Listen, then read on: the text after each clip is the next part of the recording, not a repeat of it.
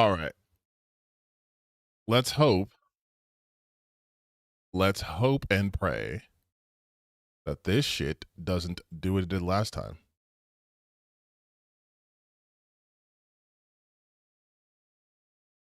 I am back. I am back. I told you it would not take long. I did a full restart.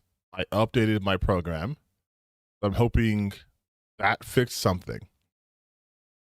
I'll give it a couple minutes before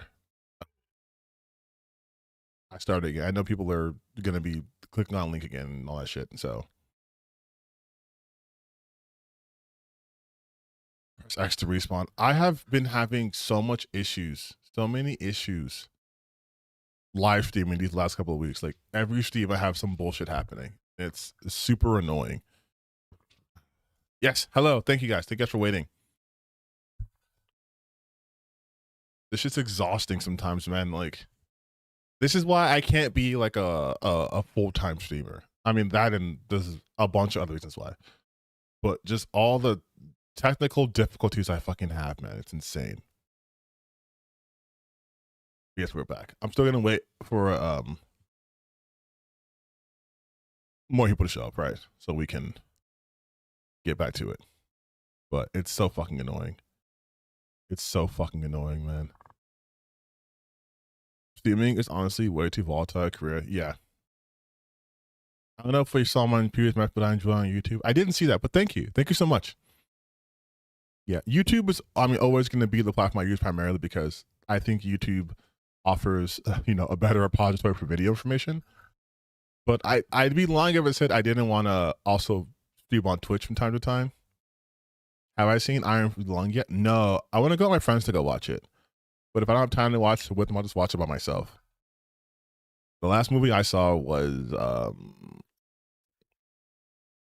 Bone Temple. 28 years later. We'll wait a couple more minutes. So then, like, most of the people who were here last can come back. And I don't know if we are fully back. Okay, we are. It seems that we're back. Okay. Let's just wait. Let's just wait until like 8:43 my time. And then I'll start it up again. But one thing I will say that I prefer on YouTube or Twitch over YouTube is when I do a stream on Twitch, when I record it or when I export it, it exports in 1080p. When I do it on YouTube, I download it, it comes in 720. And I hate that. We are 1080p, 60 frames a second over here, okay? That's why I have my camera that I have, right? I want you guys to see how I move at 60 frames a second.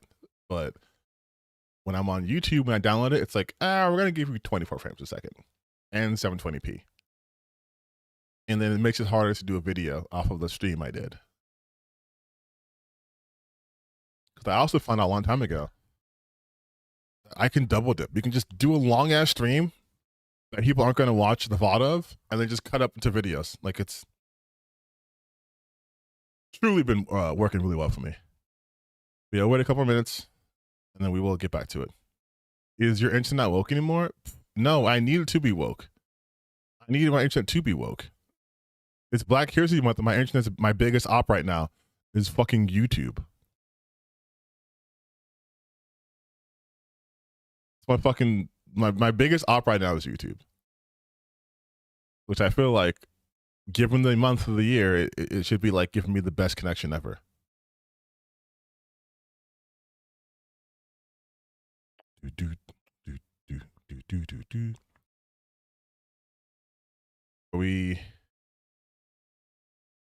I would say most of us.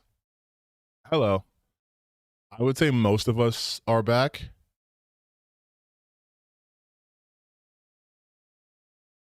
One thing I also hate too, I hate having to not worry about numbers, but like like, I think my streams have lately been increasing in terms of, like, I would say quality, but also like viewership.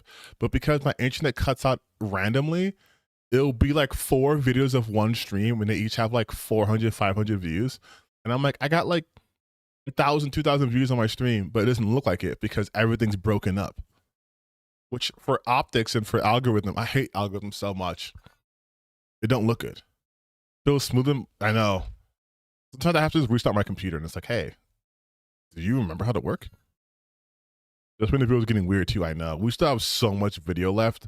So I said 8:43, it's 8:43 my time. If you guys are gonna miss part of the stream, you can just watch the VOD. But I'm going to start the video. Indulging in self-exploration, censored only by this incrementally growing emoji. Whenever these old thumbnails arouse controversy, Nuxtaku goes to quietly censor them. He was clearly maximizing the amount of adult content he could show without getting in trouble with YouTube, and he would use various tricks to dodge demonetizations okay, thank God. and age restrictions. Oh my God, thank God. Is blacklisted on YouTube big time. When I made my video talking about the Shota thing, Shota trending on Twitter, I spelled it with a U, and it gets past the censors. I took out the U, instantly demonetized. Added in the U, turns green again. I'll tell you right now, Shota is not good. Shota's about little boys, and I will leave it at that. Dude, I'm telling you, YouTube is run by idiots.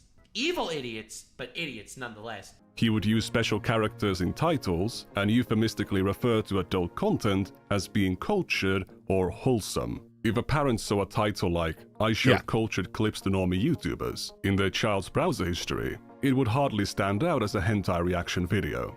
Many of these videos originally had far more explicit titles, but Nuxtaku has gone back to censor them later. There are also many videos that are no longer available.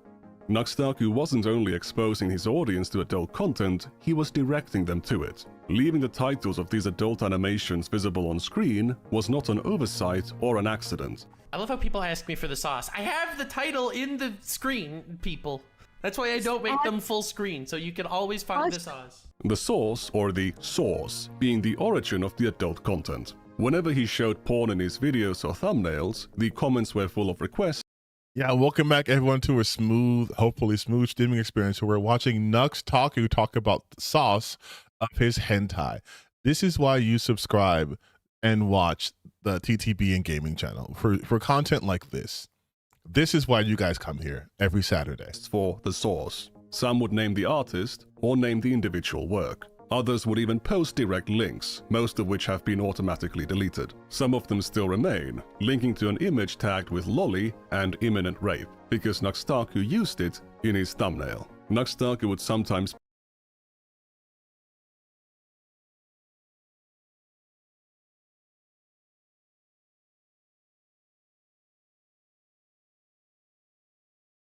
But if I say these people should be put under the jail, I'm wrong. I'm wrong if I say we should have these people in unmarked graves. I'm wrong for saying that.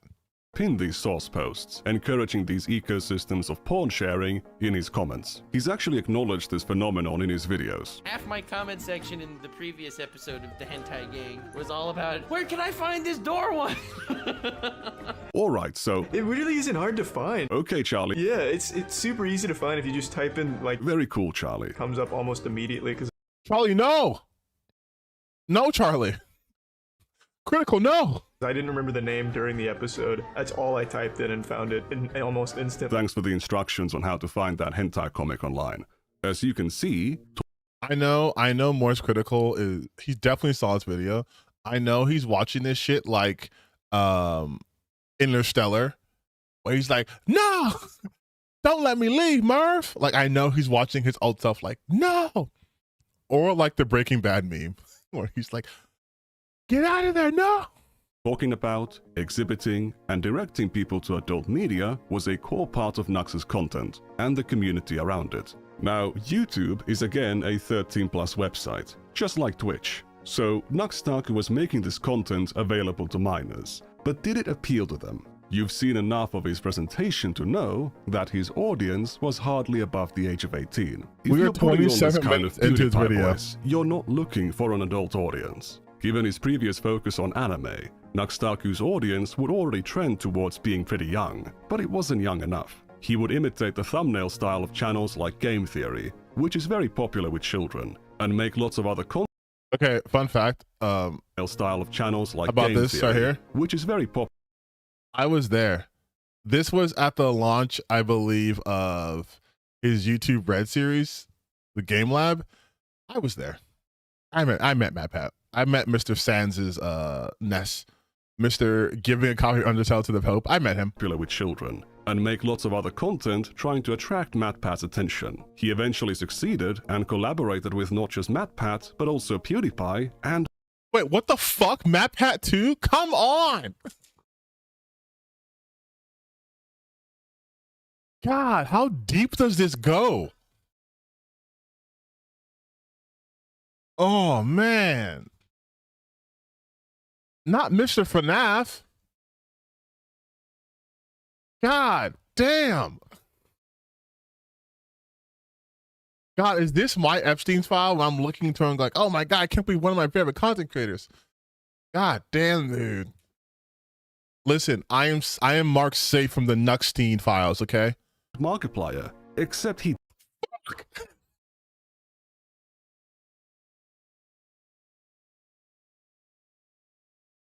didn't. These are just misleading.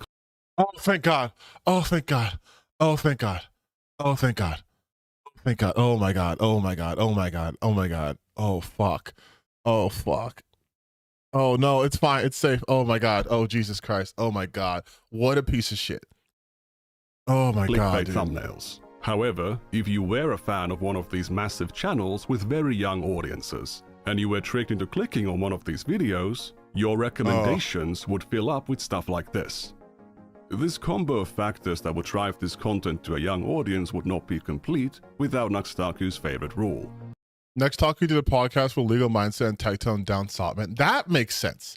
Him doing a podcast for Tectone makes 1,000% sense. Same thing with Legal Mindset and Dan Saltman. That's fine. Not fine, but that makes sense. But having like Matt Pat and Markiplier, and I would even say, even at that time, PewDiePie would have made no sense. PewDiePie wasn't collaborating with anyone who wasn't like Sean or Mark. That being Rule 34. And if you're not familiar with the term Rule 34, it's a term and Smooth name, website hell yeah. Talking about how if anything exists, there is porn of it. Nuxtaku being obsessed with it is a meme by itself. He was making videos about Pokemon, anime, and other children's IPs while using Rule 34 of them as clickbait, or as the subject of the entire video. The most popular video on his second channel was a reaction to a viral Animal Crossing adult animation with very minimal censorship. There are small blurs around the genital areas, but you could still make out what's going on. Now you got all these underage kids on TikTok doing the same. Obviously solo, but implication is there. Why would you say this? Why would you say underage kids on TikTok are doing this, obviously solo, but the implication is there while you are swaying back to back and doing this? I heard a rumor, I'm not sure how she would Nuxtaku want to do a collaboration with Valkyrie. There's no way on earth Ray would ever have fucking done a collaborate with Nuxtaku. Like, that's just no way. No way. Not even back then, no way. What implication? And what's funny about it? When this animation came out, it became a viral meme, and a bunch of kids on TikTok were, as Nuxtaku says, doing the things or doing the dance. In other words, publishing media of themselves for anyone in the world to see, in which they are replicating moves from an adult animation they had been exposed to. Very understandably, some people considered this to be a risk to those children's safety. This is currently the most concerning trend on TikTok. Is it really the most concerning trend on TikTok? There's literally a trend right now called devious licks, where people break into schools or are in schools and steal stuff like hand sanitizer and fire alarms and toilet seats. They just rip them off the toilets. That is a trend on TikTok right now. But no, this is the most disturbing. Here's the thing. I would say, in all honesty, I remember the devious licks thing. It did blow up and get way too extreme, but I would still say overall, I would rather have kids do devious licks than fucking show themselves imitating an adult animation while they are underage, provocatively moving their body that way where pedophiles congregate. Like, I would much rather some dumbass kid steal a toilet seat or steal a door off of a bathroom stall than some underage girl doing that dance. Like, yeah, I would actually, yes, I would actually say that. Because you know what happens when you do that dumbass shit, like stealing a door? There's a real life consequence. You might have to go to juvie. Your parents will get involved. You might get suspended. But you know what doesn't happen? You don't have pedophiles knocking at your door. Trend on TikTok. All right, dude. What's worse? Children being at risk of being exploited, or children stealing toilet seats? More and more that's what I TikTokers said. have started to recreate that dance, and it's It got is people sus. concerned. Basically, a lot of people are afraid that the dance is going to get really popular, and kids are going to start coming on the app and doing it and get targeted by predators. No one's afraid Okay. of. So I literally, damn, I'm good at this shit. You guys, chat, am I actually good at this shit? Am I actually cracked at this shit? Because I have not watched this video. But as a normal person with a functioning brain, I can say that confidently that would be a normal person's response between stealing a toilet seat and having predators coming for you. Which would you rather your child do? Like, I can ground my child. I can get the toilet seat back. And if any worse comes to worse, I can pay for the damages. I can't stop predators for downloading videos of my child who was sexually dancing on TikTok underage. Like, what the fuck? Great minds think alike. I just think these people are dumb, though. Like, I think I'm not even okay. I guess I'm pretty educated, right? I have a degree and I read and I study, but like, I still think as a normal person, by normal people's standards, these people are exceedingly stupid, which makes me look prophetic every time I predict what they're going to do. That. All right, maybe I'm not around TikTok enough, and I don't understand the ecosystem. But I Raunchy don't think brain that at people work, are true. afraid of kids being targeted by predators because they're doing a dance. Okay. Of course they Kids would are be. targeted by predators on TikTok for freaking breathing crooked. I don't think this dance is gonna push anyone over the edge, but that's just me. Okay, you know what kind of reasoning that is? That is, hear me out. That is the same reasoning when people say, when women get assaulted and they go, what were you wearing? Like, that's the implication is, as a woman, because of what you're wearing, you deserve that, right? Which you don't. But that's what the implication is. But that line of thinking is, people are going to assault you regardless, right? So don't wear that. Don't do that. Here he's doing, in a similar vein, is, in the reverse, right, is those women were going to be, predators are going to go after them regardless. So what does it matter if they're gyrating underage? The predator was going to go after them regardless, which is the inverse, but still the same type of thinking as, you shouldn't wear that dress because someone's coming after you. Either way, this is a predator defense. Well, predators go after people for just breathing. So you're not going to push them over the edge if you are wearing a skirt, looking into the camera and swaying your hips. Yeah, that's not going to do anything more to them than if you were just wearing a big burlap sack. You're right. You're absolutely right. Because as we know, men on the internet definitely have respect for women as a whole and aren't fucking creeps. Yeah, I'm saying people are going to get guns anyway, so why have gun control? Right? It's the same shit as like that. Like, whenever they want to defend something fucked up, they will just take the inverse of an already fucked up argument. The what were you wearing argument when women get attacked now becomes the, well, it doesn't matter what you're wearing because you're going to get attacked regardless. And that's good. You should be gyrating on the internet underage because guess what? A predator is going to go after you either way.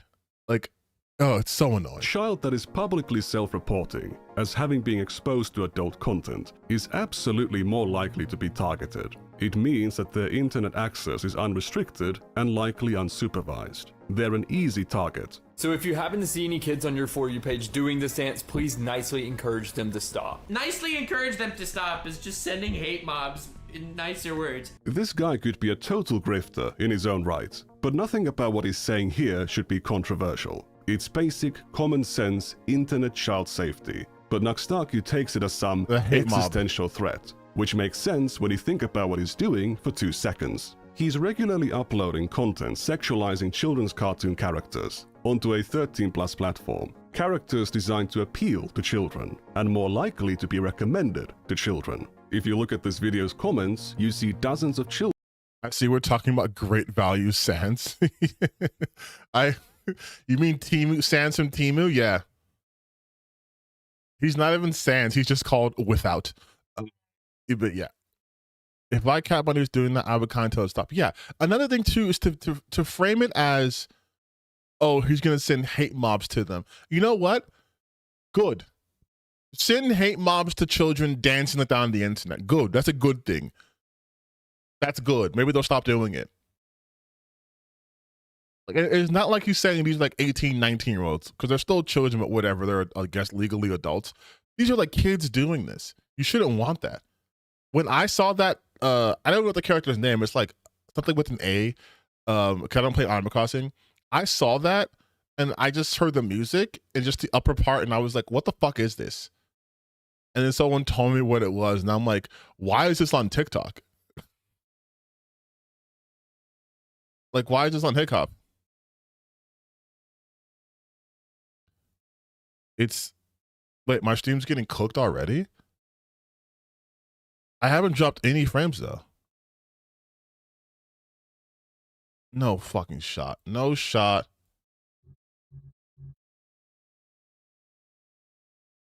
Oh my God. Are you telling me?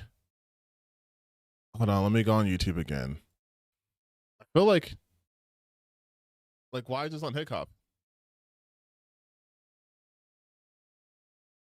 Oh, I see. Wait, my stream's getting cooked already? I haven't dropped any frames though. YouTube's a little behind, but yeah, it's not showing any. It's not showing any loss of packets or anything like that. And Twitch is fine. Oh, fuck me, dude. Okay, let me go to my studio again. Hold on. Everything was going so well, which meant, of course, it was going to fuck up. Okay, let's do live.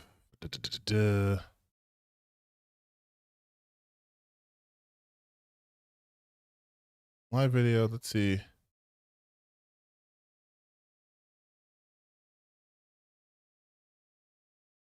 I'm not seeing anything.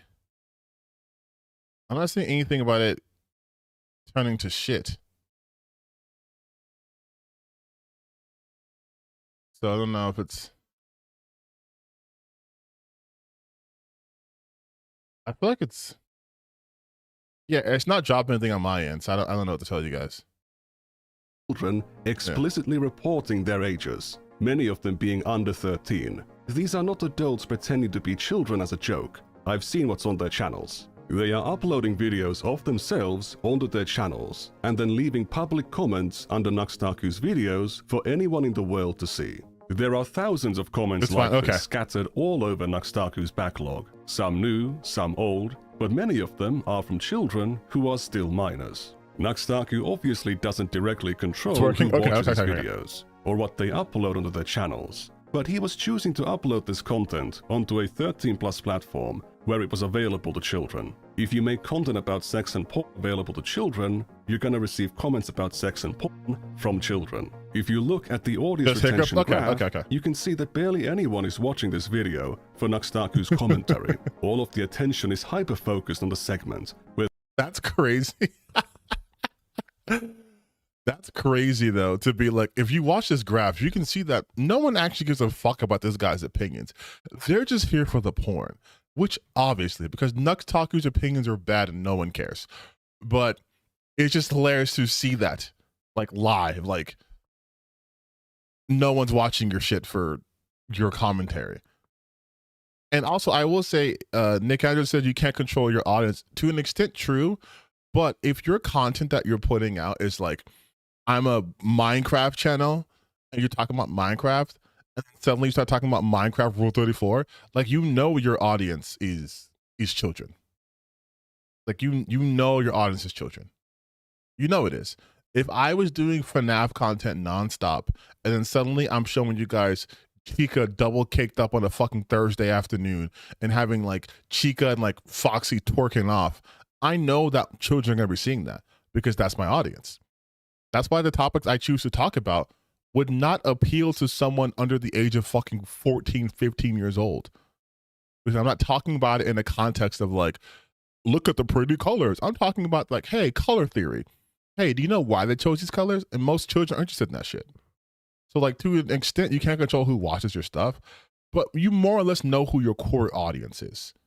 The adult animation is shown. Who do you think is watching it over and over again? Any adult could just go and watch the uncensored animation elsewhere. However, Exactly. to the children who cannot access adult websites, this is the most easily available and the least censored version of the animation that they can find. Here is a comment from a child saying that they can't access the uncensored animation because of parental controls. This child's parents did not want them to be exposed to this kind of media, Person but says good. Nuxtaku's content enabled it to happen anyway. Nuxtaku knows that YouTube doesn't want that content on its platform, and he was actively reverse engineering the site's moderation in order to continue uploading this content without getting age restricted. He was so successful at it that even if you It's enable crazy. restricted mode and the parental control filters, videos like this would still be visible on his channel. With the same video, where Nuxtaku was shitting on this guy for caring too much about child safety, he was contributing to and profiting from all of the issues that the guy was raising awareness of. Alright, Mr. Noah, I don't know you, and you seem like a decent man. John 3:16, my man. He's a man of the people. This dude, this absolute legend. I didn't even notice that before. Don't quote Bible verses in your bio, dude. What? John 3:16 is, "For God so loved the world that he gave his own forgotten son, that whoever believeth in him should not perish, but have everlasting life." Wait, All right, doesn't gamers. Yeah, all right. Nux? Hold on. Doesn't Nux have like? Isn't he like a Bible motherfucker too now? Am I tweaking? Did I have him blocked? Does he have 2 accounts? He has 2 accounts. Hold on, wait. Mythic Talent.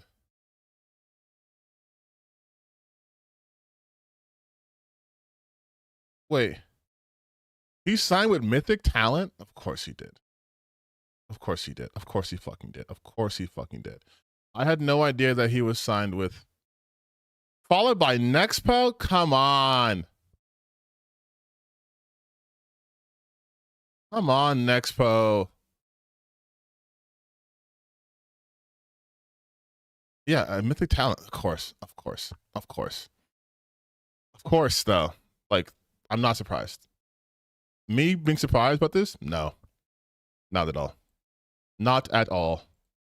If I see that in the bio, I'm gonna. All right, dude. Fighting for God was not the moneymaker for Nuxtaku at the time. The real moneymaker was running Rule 34 tournaments and networking with massive creators. What I did today is I gathered 8 YouTubers, put them in a tournament bracket format, and had them battle it out, where they each select different fictional characters, Like, and they always based jump out on there, the so amount people of start calling entries out. they True. have on Rule 34.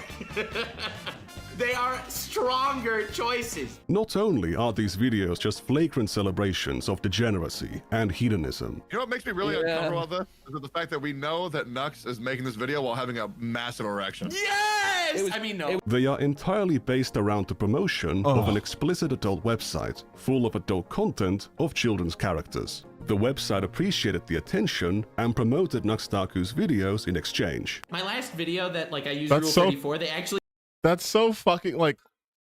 Okay, so you know how people, rightfully so, were talking about how like Kick is just a fucking front for people to go to stake.com because Stake obviously owns Kick, and how like it's very incestuous how they're just getting content creators, giving a bag to go to stream on Kick so then they can get their audience to start gambling. This is before that. Like this is the same thing. He was going to Rule 34 so much that Rule 34 was like, hey, we're gonna fucking sponsor your shit. We're gonna shout you out.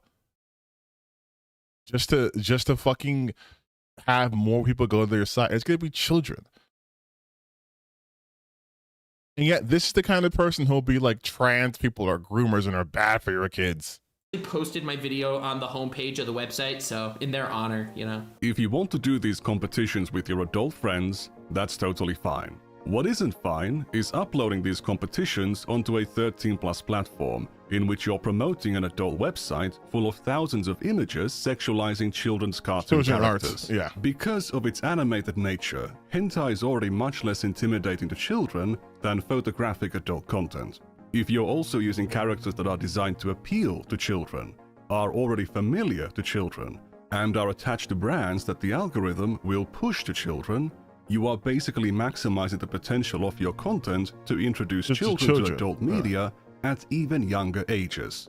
I have already shown that this was undeniably a function of Nux's content, but I can't say that it was his intent. However, I can demonstrate that. Wait, no fucking way. What's going on? He watches Digital Circus. It was absolutely undeniable that Nuxtaku knew that children were watching his content. The descriptions of his videos used to explicitly label them as PG-13. This disclaimer can even be found on the monkey comic video. That's an crazy. Explicit admission that Nuxtaku was fine with 13-year-olds seeing this stuff. But we can do better. Months before the monkey comic video and the Animal Crossing video, Nuxtaku saw one of his child fans with his own eyes. On October 31st of 2020, this is what I said. He requested his audience to email him the most cursed NSFW videos or memes for a chance to win $1,000.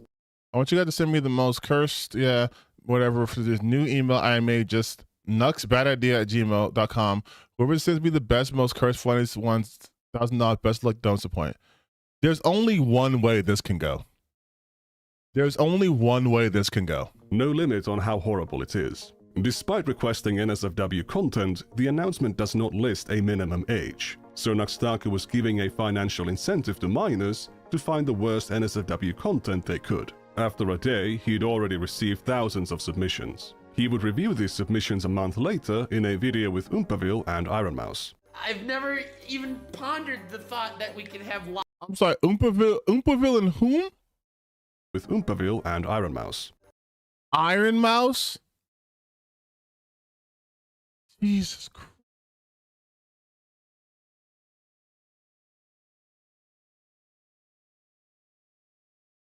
I'm not even trying to be some like everyone here is terrible and awful who's a part of this. No, I'm not trying to say that.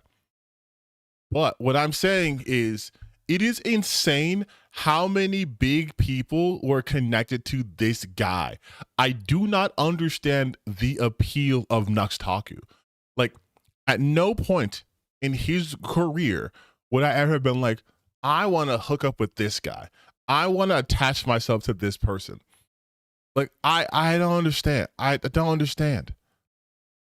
Like, oh my God. It's so fucking weird. I'm going to say it like this, and I think it is you said that anyone's defending people, Nuxtaku like Tactical is absolute dumbass. Yeah, I've already done a video on Tactical Simplar. IMOS has very vocally ditched him after the pedo stuff. I mean, thank God. IMOS and most of the former V Shoujo. I did hear about Nuxtaku's fall of V Shoujo, but I just feel like it's another like Tectone situation where it's like no one saw this coming. No one saw him being a creep eventually coming out. Like most of his videos were, look at this lolly shit. Bro, I don't fucking know, man. Like, oh my God. I've never even pondered the thought that we could have lolly and guro and bondage all in one thing. That's amazing. Oh my God. Among those submissions was a video that one of Nuxtaku's child fans had recorded of themselves. No fucking way. When I said this could only end one way, I was thinking of them seeing like a picture of themselves, not a fucking video. Also, I will say Iron Mouse's VTuber model, big upgrade from this.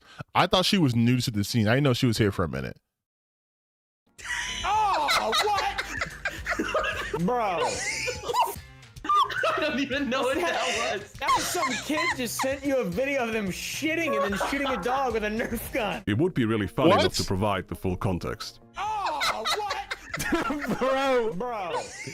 If you're scared of getting sued, this ain't the move. That was some kid just sent you a video of them shitting and then shooting a dog with a Nerf gun. Wait, what the fuck? But I'll do so anyway. It's not CSAM. It's some little boy farting into their phone camera. Then they shoot at their dog with a Nerf gun. There's no nudity, okay. and you can't even see their face. However, they are clearly a child, and based on the size of their hand, a very young one at that. There's also no sign of Nuxtaku getting parental consent to publish this video. So he's published a video of someone's child without consent and mixed it in with a bunch of reactions to Lolly Bondage Guru comics. Oh my god. This competition was not a one-time thing. It was a whole series, and the total number of emails. Is that Tommy in it? No, that's not Tommy in it. This is... Okay, straight up, if I was PewDiePie or Mr. Beast, which I mean, I wouldn't want to be either, but if I was them and I saw my name on these videos, I would have sued the shit out of Nuxtaku. Are you kidding me? Are you kidding me? I would have sued the fuck out of them. They received in the end was around 10,000. Whether he intends it or not, by showing this video, Nuxtaku is signaling to the children in his audience that they are welcome to participate. In the rest of the series, Nuxtaku shows lots of adult websites and links to them fully uncensored. Was that Wooly? No, not Wooly. Not only that, there are many instances in these videos where Nuxtaku fails to hide the names of the people sending these emails. So he has solicited children to send him porn, and now he's doxing them to his audience. But that's besides the point here. Nuxtaku absolutely knew that children were not only watching, but engaging with his content and his community. Did that cause him to reconsider his content decisions? No. A couple months later, he released a Twitch song, then the Monkey Comic video, and then the Animal Crossing video. Not only did he not change, he began criticizing Twitch for exposing minors to adult content, despite exposing minors to far worse things. So there's a rough outline of the mass child mind poisoning machine that Nuxtaku operated and made a ton of money from. We have already seen some of the community interactions in the comments of his videos, but that's only scratching the surface. Let's go back to 2019. So, the announcement portion of this video is as follows. My favorite of PewDiePie's videos are his Luai videos, where he gets to see how his community memes around his own content. I personally love that style video. How the community itself can come together, because it's not just the YouTuber or the YouTuber's content that's enjoyable, but it's the idea of this little community forming. So, I am creating a Nuxtaku subreddit, which will not be called Nuxtaku because someone already made r/. In another effort to Okay, that seems like a fucking bad idea. You hate Twitch ads? Hey, if you don't want ads, you can just subscribe to the channel, or you can just wait. I'll pause it. I don't want to be an asshole who's like, you gotta pay to watch my video. But if you do subscribe, I also appreciate that too. But okay, he's already had children send him things directly. What do you think is going to happen if he opens a fucking Reddit? If he opens a subreddit, who do you think they are going? Okay, who do you think they are going? What is this going to happen in your subreddit? A lot of these LA streamers are being caught up in the whole mess with Nuxtaku. What? What LA streamers are with Nuxtaku? imitate PewDiePie, in 2019, Nuxtaku founded his own subreddit, r/Nuxtaku submissions. Nowadays, it's a hentai dumping ground, but back then, it was full of memes about anime and children's cartoons. Hey, stop touching weird places. Don't worry about it. It's flat anyway. Destruction 100. Ho ho ho. Huge roast there. That's like the ultimate hentai logic as well. But this is Nuxtaku we're talking about. So there were also posts about hentai. For several years, the Reddit had no moderation other than Nuxtaku, and on one occasion in 2020, the Reddit was spammed full of hentai. There were thousands, nay, tens of thousands of posts of Sakura hentai. The Reddit was also not marked as 18+, and there was no minimum age listed in the rules. Exactly. Forgive me, Lord, but I did it. Please forgive me. Stop sending gentai. Why? I already lost No Nut November. Half of my class saw Aqua's butthole on my screen. To be fair, mad respect for sending Aqua's butthole, and your class should be thankful. The OP of this post was 12 years old. To be fair, mad respect for sending Aqua's butthole, and your class should be thankful. They are literally talking about a class in that post. There is no reason not to assume they might be a minor. And had Nuxtaku checked their profile when this screenshot was taken, he would have seen this comment. This child was not a one-time poster. Between October 20... Oh my god. Oh my god. 156 posts? Oh my god. 2019 and August 2020, they made 160 posts to the Reddit. Many of them appear in Nuxtaku's videos, sometimes back-to-back. So Nuxtaku was profiting from their presence on the Reddit, and the attention he gave to their posts would encourage them to continue engaging with his community. Some of their posts on the Reddit mention depression, some include hentai, and sometimes they would be sharing and requesting the source. In one of their earliest posts, they mentioned having gotten into... I'm on Oh No It's Alex right now. Again? Gotta be scraping the bottom of the barrel at this point then, right? Weird kinky shit. In the comments of that post, they shared a story about having been molested. Quick reminder, Nuxtaku made money from allowing this person to be present in his community. They had multiple very highly upvoted posts that made it into Nux's videos, and he would sometimes show multiple of them back. I'm his favorite channel. I told you, I'm everyone's favorite content creator. I'm everyone's favorite. Back to back in the same video. The only reason I'm comfortable drawing attention to this user is because the account has been abandoned for years. As far as I know, it was never banned. After going through all of their comments and posts, I was unable to find any connections to other social medias, so they should be anonymous. This was also not the only child present in the community. By doing a couple searches, you can find many others openly stating their age. Content creators exploiting the volunteer labor of their audience for content is nothing new, dude. but those spaces have teams of moderators to keep the content age appropriate. When you have a community that includes minors, you would ideally be proactive and lean on the side of caution. As we can see from this announcement on Nuxtaku's Discord from January 2022, moderation-wise, the Reddit was totally unattended for 4 years? Bro, this is why I don't even have a Discord like chat or anything. I'm just doing this by myself. There's no way I'd be able to moderate anything in there. But I'm just going to fucking do it. How are we for 4 years? 4 fucking years of just anything goes. God damn, dude. Like when even like PewDiePie has a moderated stream and moderated Reddit and you don't? For years. It doesn't matter whether Nuxtaku knew that dozens of minors were openly posting, sharing, and talking about adult content on his Reddit with adult strangers. As the head of that community, he bears ultimate responsibility for what he allows to happen in it. It was his responsibility to establish rules against this behavior and to enforce them.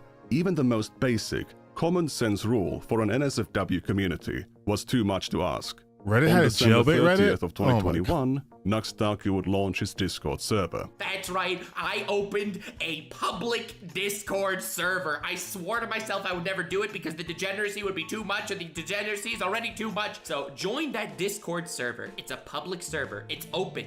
16 or older though, please? I am happy that he has a minimum age rule this time. Why 16? But setting it to 16 is a massive self-report. Bro, what the fuck? Why would you not just do 18 over? Why would you not just do 18 over? 18 plus. Easy. God, this is giving me, but the age of consent in certain countries is 16. Like, this is what this feels like. It feels like he wants to cover all bases. But, well, 16 is old enough in certain countries.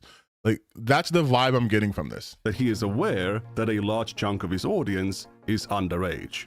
It's also highly questionable given his decision to launch the server with a set of NSFW channels, including an NSFW voice channel. To be honest, I was surprised that there were NSFW channels when the server rules said 16 and up, because NSFW is supposed to be 18 and up. I mean, if you already watch Nux, fair.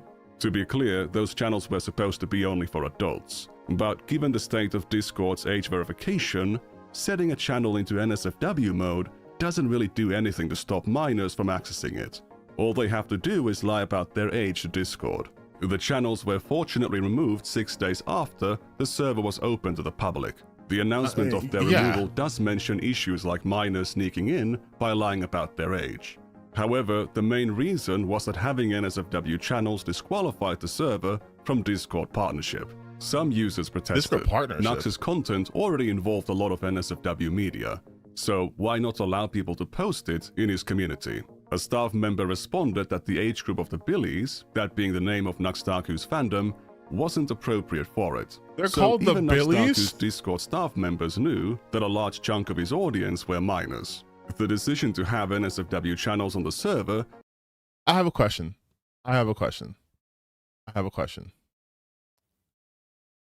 You have NSFW art, NSFW chat, NSFW memes, and then just hentai. Now, doesn't hentai cover the NSFW art? And like, what chat? Why are you having an NSFW chat? Like, what the fuck is going on in that chat? Like, are you guys grooming Discord kittens? Like, what's happening here? Like, what? If I had a Discord server like fully up and ready to go, I wouldn't have a fucking 16 plus section. That's insane. That's insane to me. That's so insane.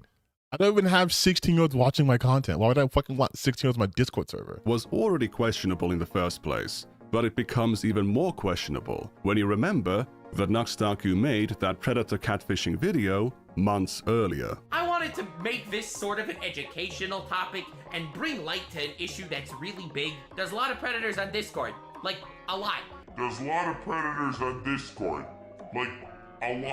How do you make a video raising awareness of Discord predators, but then set up a Discord server which will facilitate adult conversations between adults and minors? Children, yes. But hey, they deleted the NSFW channels quickly, so the problem is solved, right? Not necessarily. Nuxtaku shouted out to Discord on December 28th on his Twitch, and December 30th on YouTube. His audience floods in, there's problems with minors showing up in the NSFW channels. Some people are just dumb and go, I'm 15. When we had NSFW, some people in the NSFW channels, mind you, said they were 16 or 17. And then they find out that having them at all would disqualify them from Discord partnership. Instead of wiping them out instantly, they announce they'll be deleted in 2 days. Why? So that people can pay their respects to a Discord goon channel? I saw a member of the council mention that the users on the NSFW channels set up their own fan NSFW server, which I have to guess the staff allowed them to promote on those channels. I can't confirm that since those channels are now gone, but I saw one user even in the general channel promoting their own NSFW server. So all of those minors who were lying about their age in the first place and accessing the NSFW channel on Nux's server would just get funneled to that fan server instead. Who was moderating it? I will say this, man. I will say this. I know sex workers. I am friends with some sex workers. And I have never seen such levels of horniness before. Why the need? Why the compulsion to create NSFW content immediately? Like, he's talked shit about OnlyFans models and how they're gonna link people to their sites, but at least OnlyFans is like an adult website. Like, you have to be an adult to do that shit, right? To both post and to view that. Discord, you don't got to. I mean, now you do because the voice, the face recognition, but like Discord, you don't have to. And so you make a song talking about calling people thoughts and scholarship too. Meanwhile, you are basically facilitating fucking pedophilia. you're gonna have children underage being exposed to adult topics and adult content with basically honor system going on here. And it's like your audience is so porn brained at such a young age that the first thing they did when you opened your Discord server was flood it with hentai. That's crazy. This is only tangentially related given the way you kick around alt-rights, but have you ever considered doing a call-out video concerning how many YouTubers use Kiwi farms to perpetuate hate? I honestly don't even know who uses Kiwi farms. I have to assume most people on the right do, but I don't know anyone specifically. Although I think Kiwi farms has like shit on me on there too. Who knows? What age verification standards were they going to uphold, assuming the admins are not minors themselves, or even worse, adult predators? There's a lot of those on Discord apparently. I'd like to remind you at this point that Ava Chris Tyson's Discord server was private when the NSFW channels were open in 2018. It was closed when the server was open to the public in January 2019. In Tyson's case, the drama was about Lava.gs, Nathan, and apparently a handful of other minors being present on the server while it was private. The initial accusations made by Prism42 also included claims of Tyson grooming Lava.gs, but no evidence for that was ever found. The Discord just had NSFW content available to minors. By those standards, Nuxtaku's Reddit was already way worse, and his Discord way worse 4 years after Tyson's Discord, when there was more of a general awareness of these issues. Tyson's server apparently still had sexual chats or juvenile banter after it went public, but looking at the kinds of terms that were frequently used on Nux's Discord, there was plenty of that to go around. If NSFW content was now banned from Nuxtaku's Discord, how did they handle Nuxtaku's NSFW content? If the thumbnails contained NSFW content, the staff members would remove their embeds. Darn Nux using blatantly NSFW thumbnails that stay in the Discord cache after he censors them. Some users would still post NSFW images from Nux's content or the content of his friends, and the staff, despite reacting to them, wouldn't delete them. God damn it, Nux. We're trying to keep the order. In a recent one, he used a thumbnail from an actual porn video. What? Okay, so Nux again with the nip slip, I see. This is Pokemon branded Lolly Bestiality in January 2020. Bro, that's a sentence. It's just I see this shit, right? I see this. And then I'm constantly reminded of the absolute torrent of hatred that they will spew towards trans people for merely existing, calling them degenerates and groomers and pedophiles and all of the worst things possible. Meanwhile, this motherfucker has Bidoof's Big Stand is a fucking insane official Pokemon animation, and it's the Bidoof fucking, which I believe is a child Pokemon trainer.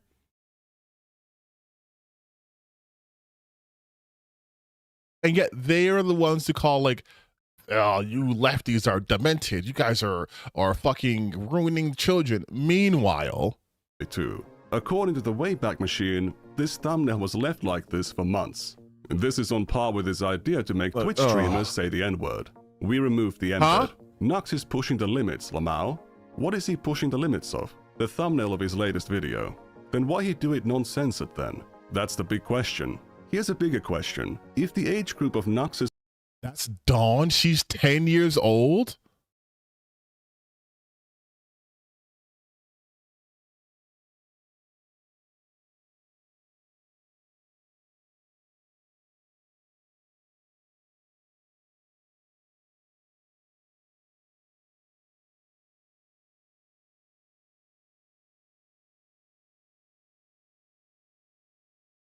Let me guess, this isn't like the, oh, she looks 10, but she's secretly 1,000 years. She's like, which still wouldn't be better, but she's like canonically 10 years old. She is canonically 10 years old. This isn't like, oh, she's a million-year-old dragon demon. She is 10. Okay. Audience is too young for his Discord community to have NSFW channels, but most of the people on this server came from Nux's channel why is the content of that channel too NSFW for the demographic of the Discord? Isn't this massively self-incriminating? No, she's the trainer. She's 10. Okay. All right. All right. Okay. Okay. All right. Okay. Okay. All right. Just give me a second. Just give me a second. Just give me a second. Because look, there's no defense. There's no defense for this shit. Like the people who go, oh, it's fictional. No. There's no defense for this shit. There's no defense. There's no defense for this shit. It doesn't matter. In fact, it makes it worse in the sense that the character is fictional. Because typically in this type of shit, there's always an adult that's available, but they always go for the children. Like it's discriminating. Despite having this long history of running communities where minors were exposed to adult content, and that being the very core of his YouTube content for years, in 2024, Nuxtaku wasn't only criticizing, but grandstanding over Ava Chris Tyson. He was also putting lollipetality into his content before and after he was supposed to confront Shadman for drawing lollipetality on September 30th of 2021. However, Nuxtaku's numerous lies about his association with Shadman is something for a different video. There's also the V Shoujo drama to cover, which lots of people think he was in the right about. That is not the case at all, but again, different video. It's a real shame because what I'm going to reveal next is likely going to kill his career. Not to imply what I presented earlier isn't already bad enough, but this is just beyond forgiveness. Here's the thing though, we live in a post Epstein files release world where our entire government is full of pedophiles. So like for his career to be ended, you would have to have not only video footage of him doing something heinous, he would have to admit to that. And then even then, man, I don't fucking know. I don't even know, man. I don't know what justice looks like anymore, man. You see, there is another Nuxtaku Discord server, even older than his subreddit. I saw an ad for it, which made me very intrigued. There's another all patrons second Discord has hit the towers, where we hang out having a great time. And unlike Tumblr, we have an NSFW section.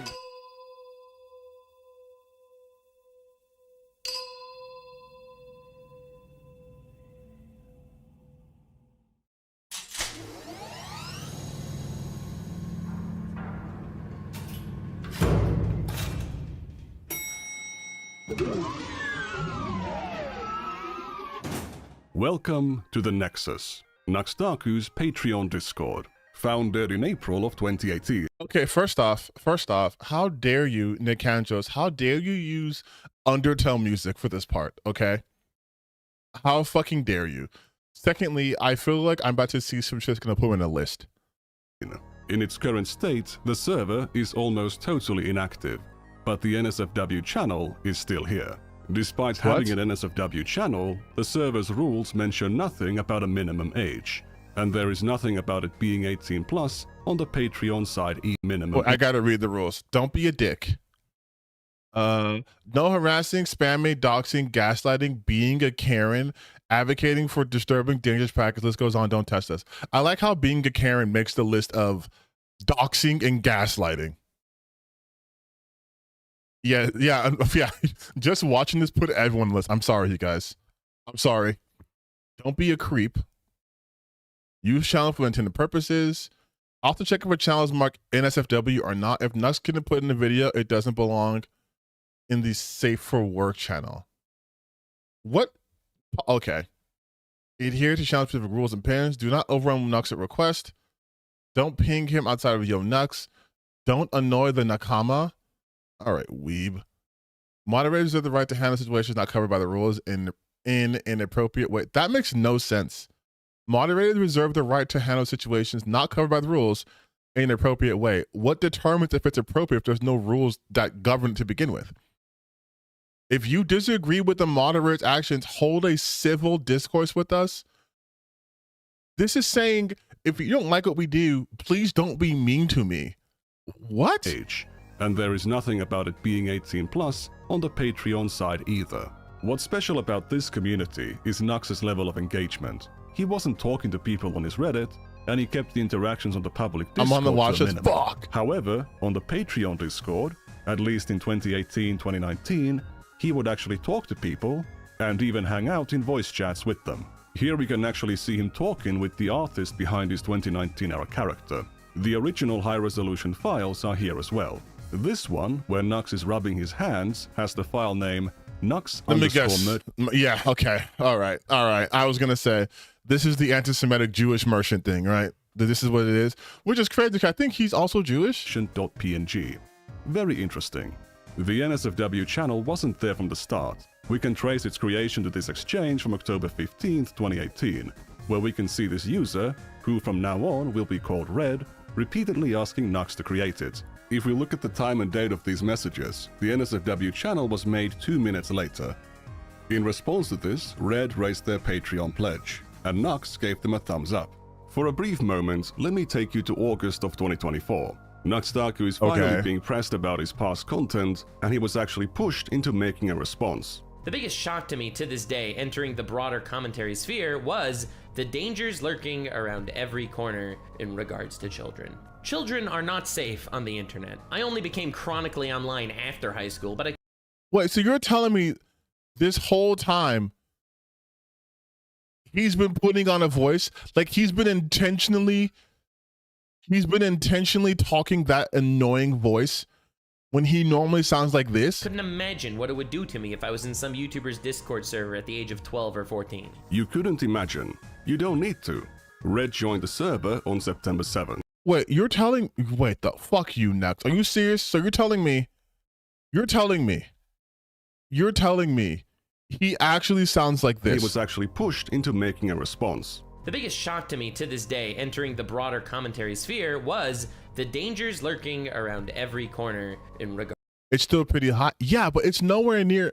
If I was talking, imagine if I did videos and I was like, hey guys, it's me, TTBN Gaming. Oh boy, we have a great video for you today. And then I do a CS video. I'm just like, hey guys, so I really want to talk about what's going on in Discord. Like, wouldn't you guys be like, wait, why don't you just talk like this the entire time?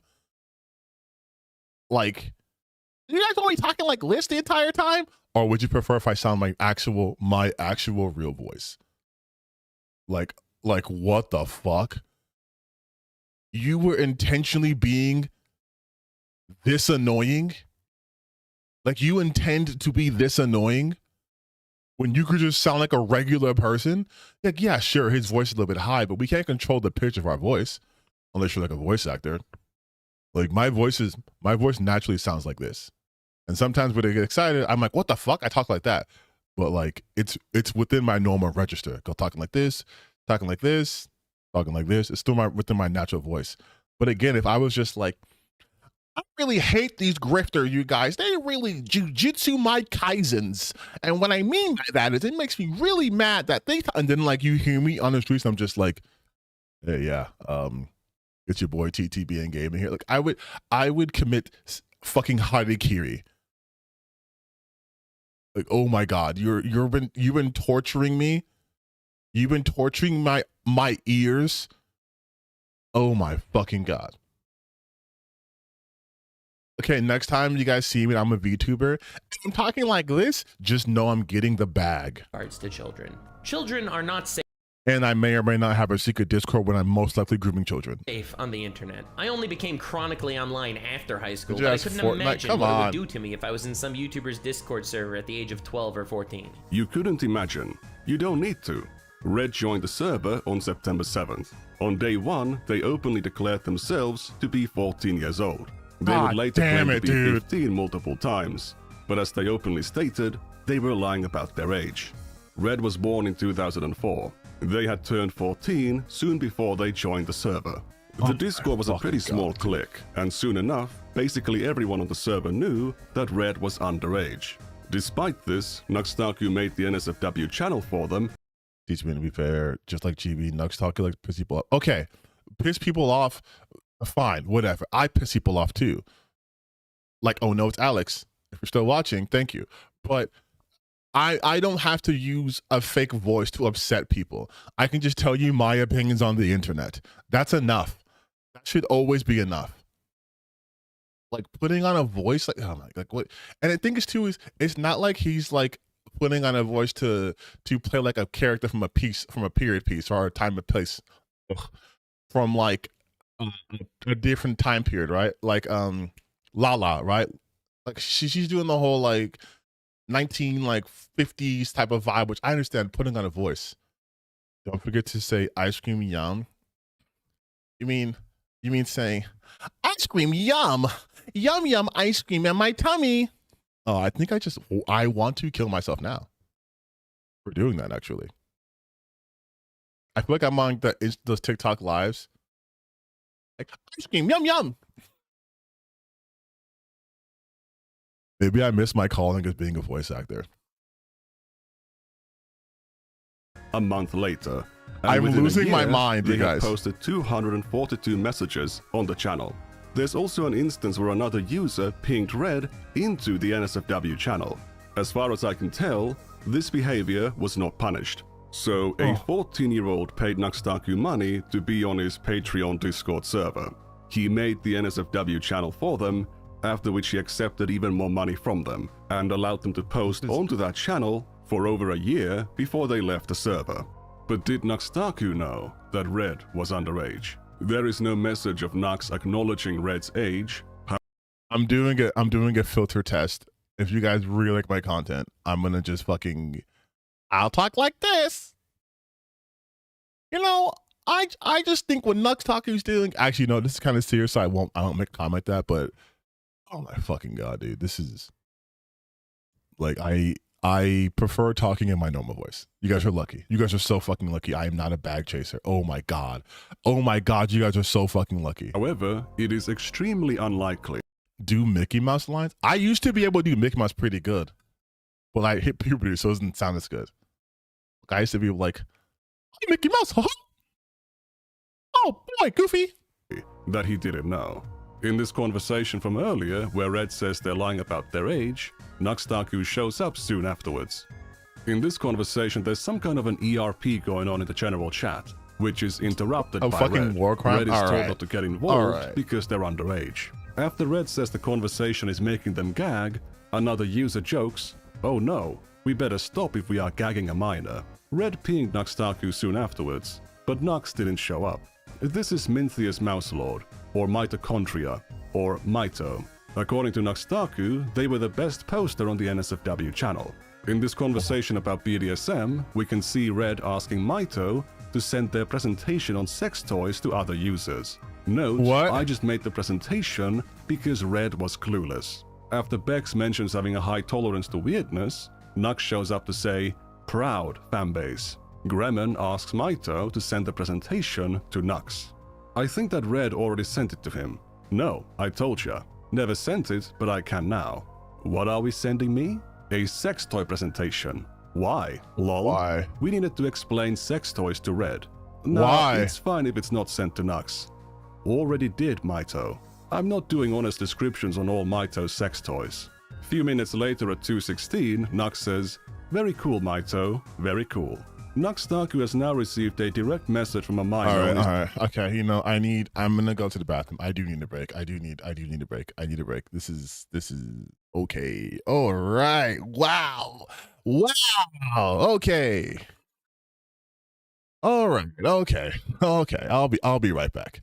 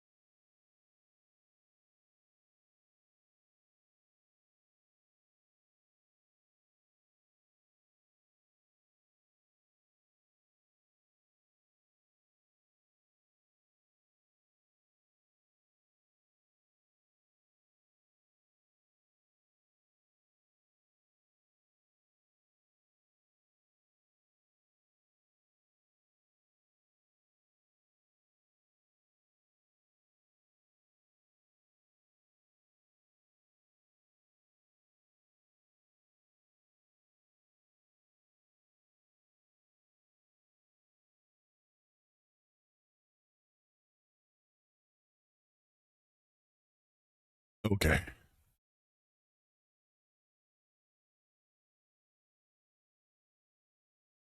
This is water. But I wish this was arsenic.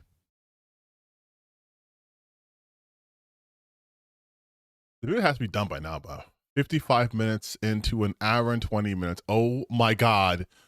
Oh my God. I've taken literally 3 hours to watch this video. Okay. All right. Okay.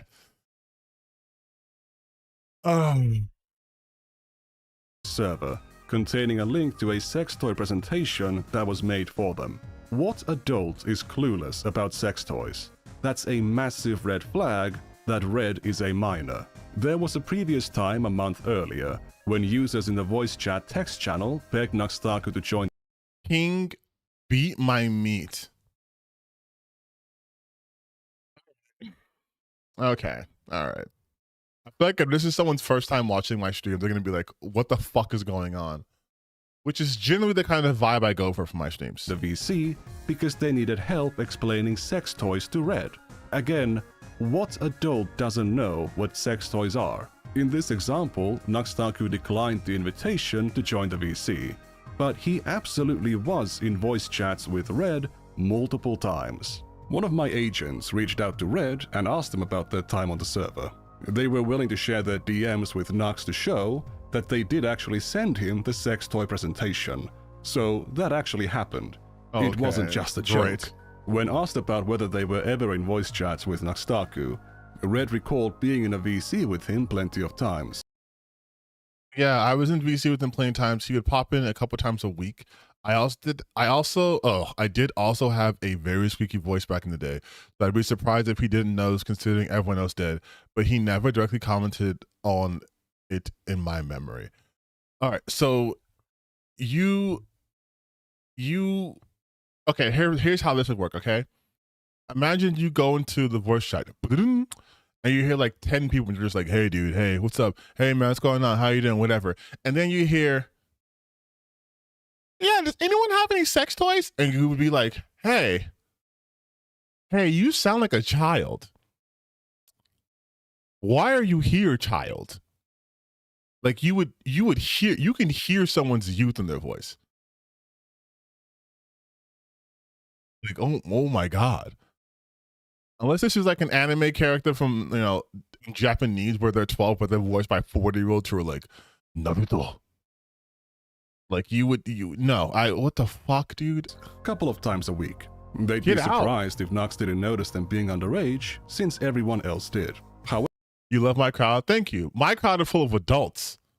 We're all adults here. That's why we have a good time. We don't have to explain too many things because we're not 14-year-old children. However, they don't recall Nux ever commenting on their age. Now, I am not a journalist. I'm just a guy on the internet. However, I know you're not supposed to take one person's word and just run with it. Red could be misremembering, they might have some bias for or against Nuxtaku, so it's important to have corroborating evidence. On December 15, 2018, Nuxtaku pinged a deleted user to a VC. Red says Nux is in VC, everyone flood, implying they joined the. Yeah, we 36 in April. Hey, welcome to the club. I turned 36 November 7th. I'm gonna be 37 this year. Oh, ooh. Give me 37 November. Oh. Ooh. Ooh, I can feel the AARP vastly approaching. Voice channel with Nux. There's a similar message from January 15th, 2019. If we scroll down a bit, we can see a screenshot showing Nux in the VC with Red. The real Nuxtaku here is the real Nuxtaku. Here's another screenshot from the time. We're all old, baby. Same name, we're all unks same here. avatar. The current music channel used to be the old voice text channel, and on it we can sometimes see Red and Nux posting things close to each other that only makes sense if they were in the VC at the same time. Here, for example, Nux is working on a thumbnail. There's a message from Red, messages from Nuxtaku. I will say something. Working on a thumb. If they were in the VC I at will the say same something. time. Here, for example, Nux is working on a thumb. That is just fairy tale. that is just fairy tale. That's not even like Rule 34, by the way. That's just fairy tale. It's just like that. There's a message from Red, messages from Nuxtaku, and then a message from Red. An hour later, messages from Nuxtaku. In this one, we have a message from Red addressing Nux, later a photo from Nux, then a photo from Red. In this instance, Red asks somebody to join the VC. Another user posts a caked up Charizard. Nuxtaku shows a work-in-progress thumbnail. Message from Red, the Charizard from earlier is now on Nux's thumbnail. There's plenty of evidence of Red speaking, having audio issues, and other users commenting about their voice. So it's not like they never talked in the VC. I think this evidence sufficiently corroborates Red's recollection that they were in the VCs with Nuxtaku multiple times. I'm not sure about a couple times a week, but certainly multiple times. Red was already behaving in a pretty immature way, even in the text messages. They would spam emojis and walls of text. To believe that Nuxtaku didn't know Red's age, you'd have to believe he missed all of the instances when their age was mentioned. You'd have to believe no one told him Red was a minor in chats, VCs, or DMs, and that Nux didn't realize it from their voice when talking to them in VCs. This should already be enough to strongly conclude that Nuxtaku knew. But to show the full extent of the evidence and the full extent of Nuxtaku's beyond incomprehensible neglect, we need to introduce a new character. After joining the server, Red... You can't introduce new characters so late into the season. What the fuck, dude? We're already 58 minutes deep. Quickly made friends with another user called Alan Vebus. I know that Alan's avatar here looks an awful lot like Mr. Obvious from my engineer video, but they are not the same person. Alan was a small anime creator at the time and would promote his videos on Nux's Discord. The metadata of his channel reveals that he is from Romania, and he would often mention things about it on the server. There's a lot of conversations between them and Nuxtaku on the server, and Nux has mentioned Alan's name 100 times. He even shouted out Alan's channel in a video from October 22nd, 2018. All patrons are invited to the Discord server, where we do things like make fun of Alan Weebus. If you don't know who Alan Weebus is, oh, trust me, $1 to the Patreon is worth it to meet the guy. He's in a special kind of category, where everyone that relates to him in any way is a tsundere. I don't like where this is going. I don't like where this is going. But we've come so far. And in the end, doesn't even matter, right? Because we all constantly make fun of him and make believe we hate him, but we all low-key like him. And also, thank you, Alan Weebus, for donating $10 on Patreon. So now I get to shout you out in all my videos. Link to Alan Weebus' channel is actually in the description. He makes funny shiz, and he takes the edge out of edgy, which leaves you just why? Like, why is he making this video? That kind of thing. Anyway, special thanks to King Beat My Meat Sage. Alan was a very major contributor to the NSFW channel. However, according to Nux, they were still inferior to Mitochondria. He apparently got his material from following more than 300 hentai artists on Twitter. That's only a third of the amount that Tecton was following. Alan has made a lot of claims about their age, including saying that he was as young as 15. Plenty of users, including Nuxtaku, have also claimed Alan to be underage. Alan is a lolly, no can do. Alan is underage. Does that mean Nux is grooming Alan? What's going on here? According to Red's recollection, Alan was around 19 at the time. In this tweet, they claim to be 19 in 2019. So, if they're telling the truth here, they would have been 18. Another former member believed Alan to be around 21. According to Red's recollection, no one on the server genuinely believed Alan was underage. These statements about Nux grooming Alan or Nux calling Alan a lolly are simply jokes. Very optically bad jokes, but jokes nonetheless. While I'm not sure about Alan's exact age, they were clearly an adult. Alan has unfortunately deleted their Discord account, which makes it hard to determine which messages are his, video so far. But we can still tell if it's him talking thanks to context clues. Here Nuxtaku mentions that Megumin from Konosuba is best girl. Alan points out that she is 14 years old. Another deleted user, who I assume is Zack, asks Alan about another character called Taiga. There's two deleted users talking here, so how can we tell them apart? Alan must be one of them because their name is mentioned. So this one must be Zack. One of them mentions the age of consent in Romania being 15, so that must be Alan. Zack uses capitalization, while Alan doesn't. That's how we know that it was Alan who said, "Who cares? If she can count, then she ready to mount." This is Hassan taking more shots at Nux Taku in his week-long feud with me while defending his bro tips past. All right, I never brought up his bro tips past because I felt like it was so long ago it's not worth it, but he's bringing up like random shit from forever ago and warping it into calling me a pedophile for insane reasons. Did you know that in his bro tips past, he had a famous quote where he said, if she's old enough to count, she's old enough to mount? Come back again next week when we discuss the legendary question of all time, old enough to count, old enough to mount, question mark? If that's not pedophile behavior, I don't know. Well, that's crazy out of context, right? Also, Fat Hassan looks like Stephen Crowder, right? Like, right? Discuss the legendary question of all time, old enough to count, old enough to mount, question mark? If that's not pedophile behavior, I don't know what is. When Hassan said that in 2013, he was playing a character, and he was asking it, not flat out stating it like Alan did. We can see Nuxtaku right here not condemning those words at all. So he either used to not care about pedophile behavior, didn't think that it was pedophile behavior, or his attack on Hassan is knowingly deceitful. There's a difference between waifu and never best do girl. that, though. Waifus are mountable, so therefore the best girl isn't. However, the art of the best girl is lolly inclusive. Nux is using that word in the petite anime character sense, not the cartoon CP sense. Nux's stance on personally not being into lolly hentai has been consistent for years, but it didn't stop him from posting it onto YouTube. Then Alan says, lollies are very mountable. Nuxtaku responds, you're terrifying, Alan, and moves on. This was 12 days before Nux gave Alan that shout out on his channel. So Alan saying things like this didn't seem to be a problem to him. And he takes the edge out of edgy. Look at this art. This art is better. And it's Alan posting a comic about what some was that? boy. Look at this art. Flame Spirit Magic. Oh, this is from oh my god, Black Clover. This art is better. And it's Alan posting a comic about some boy kissing his dog. I wish I would be able to get sick from stuff like this again. By the way, don't ask why do I have that. Why do you have that? Red sent it to me. He always sends me fucked up shit like this. That guy's a sociopath, I tell ya. Red shows up and claims Alan is the one who sent it, and shows a screenshot from their DMs. Wow, you resort to Photoshop to make me look bad? Shame. Red shares another screenshot, showing some of Alan's earlier messages. People have no shame, shake my head. Also, I hope someone at school sees you watching this.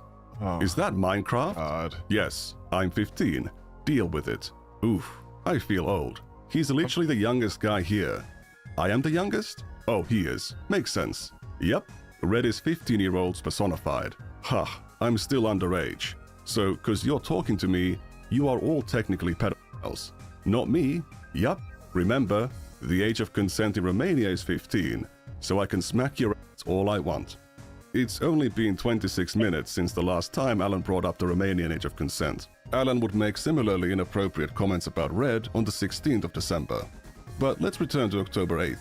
You are willing to send me the most fucking disgusting shit you have. Just so you know, I am dying on the inside. I am melting apart on the inside. I only send it to you because you're 15. Exactly. Nobody else would. I initially planned to traumatize you because you were acting tough, but I underestimated you. Who, me? I'm not tough.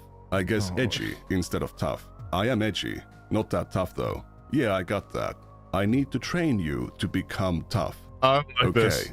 At this point, Nuxtaku or the moderators should be intervening and investigating what's happening in the DMs between Alan and Red.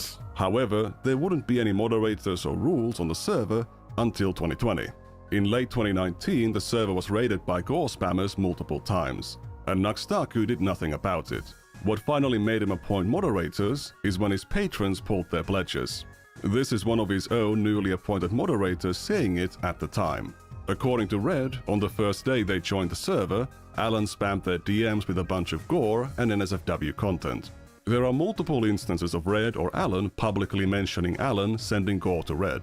Here's one from October 6th.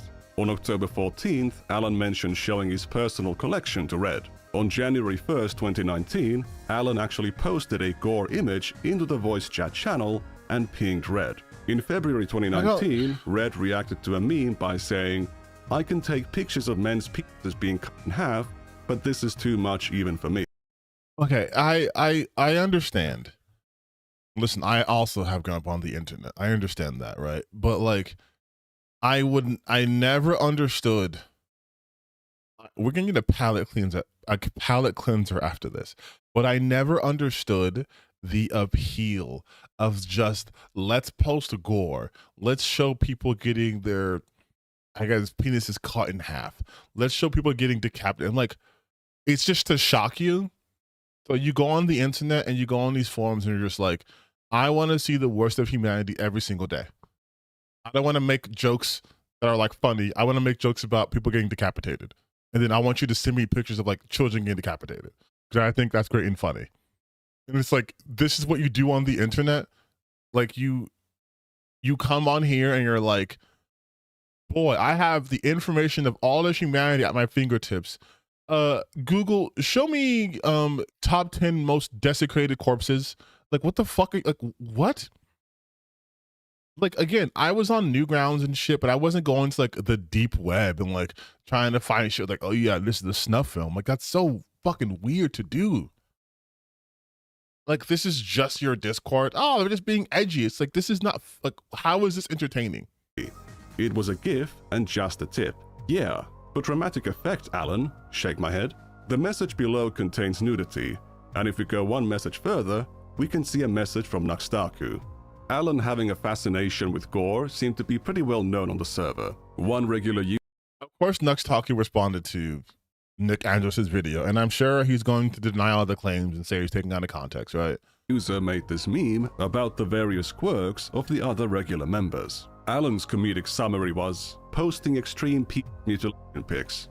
Notice that Nuxtaku was pinged on this message. Sending this kind of material to a minor is very harmful and a crime, and it's been going on for 5 months, and Nuxtaku has done nothing. Red would sometimes ask Alan to send him things. Send me the most fucked up shit you have. Look for it yourself. I want my friend to know you are worse than the dark web. Soyboy here is another adult user and also a small anime creator. He already knows that Red is underage. Despite this, he asks Red if he can send them something truly disturbing. Okay, Soy, send it to me. B.T. Come on. I expected at least nugget. If you don't know what that word means, don't look it up. Alan proceeds to drop codes to some extremely obscene comics. Thanks, Alan. Soy, I am extremely disappointed. Red, you scare me. That is actual animal rape and murder. I know. How is that not the most fucked up thing? Alan sent me a video of a man getting his head off by a machete. Real life, of course. Nuxtaku was pinged about something off topic immediately after that message, but it didn't show up. After getting Nuxtaku to create the NSFW channel, Red suggested making a Not Safe for Life channel for Alan, to which Alan said, I wouldn't make Nuxtaku watch something like that. You, on the other hand, can get it. Nuxtaku's nowhere to be seen, but then Soyboy mentions Toei Animation claiming one of his videos. I like how it's just like all this gore since like, Toei Animation blocked my video, like of course. Replies to him with advice, once again showing how close he was to seeing these warning signs. Beyond conditioning Red into tolerating extremely shocking and obscene imagery, Alan also encouraged them to drop out of school. On Tuesday, October 9th, Red mentioned skipping school to binge-watch anime. Alan cheers them on and says that skipping school is badass, and that he's doing it as well, because he's a badass like Red. On October 10th, Nuxtaku pings various users, including Red, to inform them that he finished reading the Black Clover manga all in one day. School got cancelled for the rest of the week for me because the head teacher got stabbed, so I shall be around lots. Words like head teacher and school are used by children, like not UK. College students. Another clear red flag that Red is a minor, right in Nux's face. What? Go to sleep, kid. Another clear indication that Red is a minor. Yeah, lol, 176 chapters in a day. This is 5 days before Red got Nuxtaku to create the NSFW channel. If you're worried about that stabbing story, it's something that Red made up at the time. On Thursday, October 11th, Red mentions having skipped 4 days of school to binge anime. This is awesome. Another I love user this. cheers him on. School is a waste of time. On Monday, October 15th, Red thinks about joining a VC because there's a lot of people on, but he says that school starts in 30 minutes. Alan once again encourages Red to skip school. On Thursday, October 18th, Red asks Alan for advice on how to lie to their parents to get out of school. Anyone here a good liar? Alan makes multiple suggestions. I'm sorry, why are we talking to a 15-year-old? Why are we talking to a 15-year-old? I barely want to interact with people who are 20. Why am I talking to a 15-year-old? Like, unless I'm working, unless I'm at my work and I have to communicate with literal children, why am I talking to a 15-year-old about this shit? Like, I don't understand this. This is like when Millie Bobby Brown was like, yeah, Drake texts me all the time and gives me advice with boys. Like, what the fuck are you doing? If you do not have any previous relationship with this child, I think it's highly inappropriate to be talking to them. I used to work at a school, and even I felt we were talking to the children there. And I was like, I'm, on staff. And I was like, I feel we're doing this, right? And they would come to me with their problems. A lot of the children I helped were, queer or trans kids.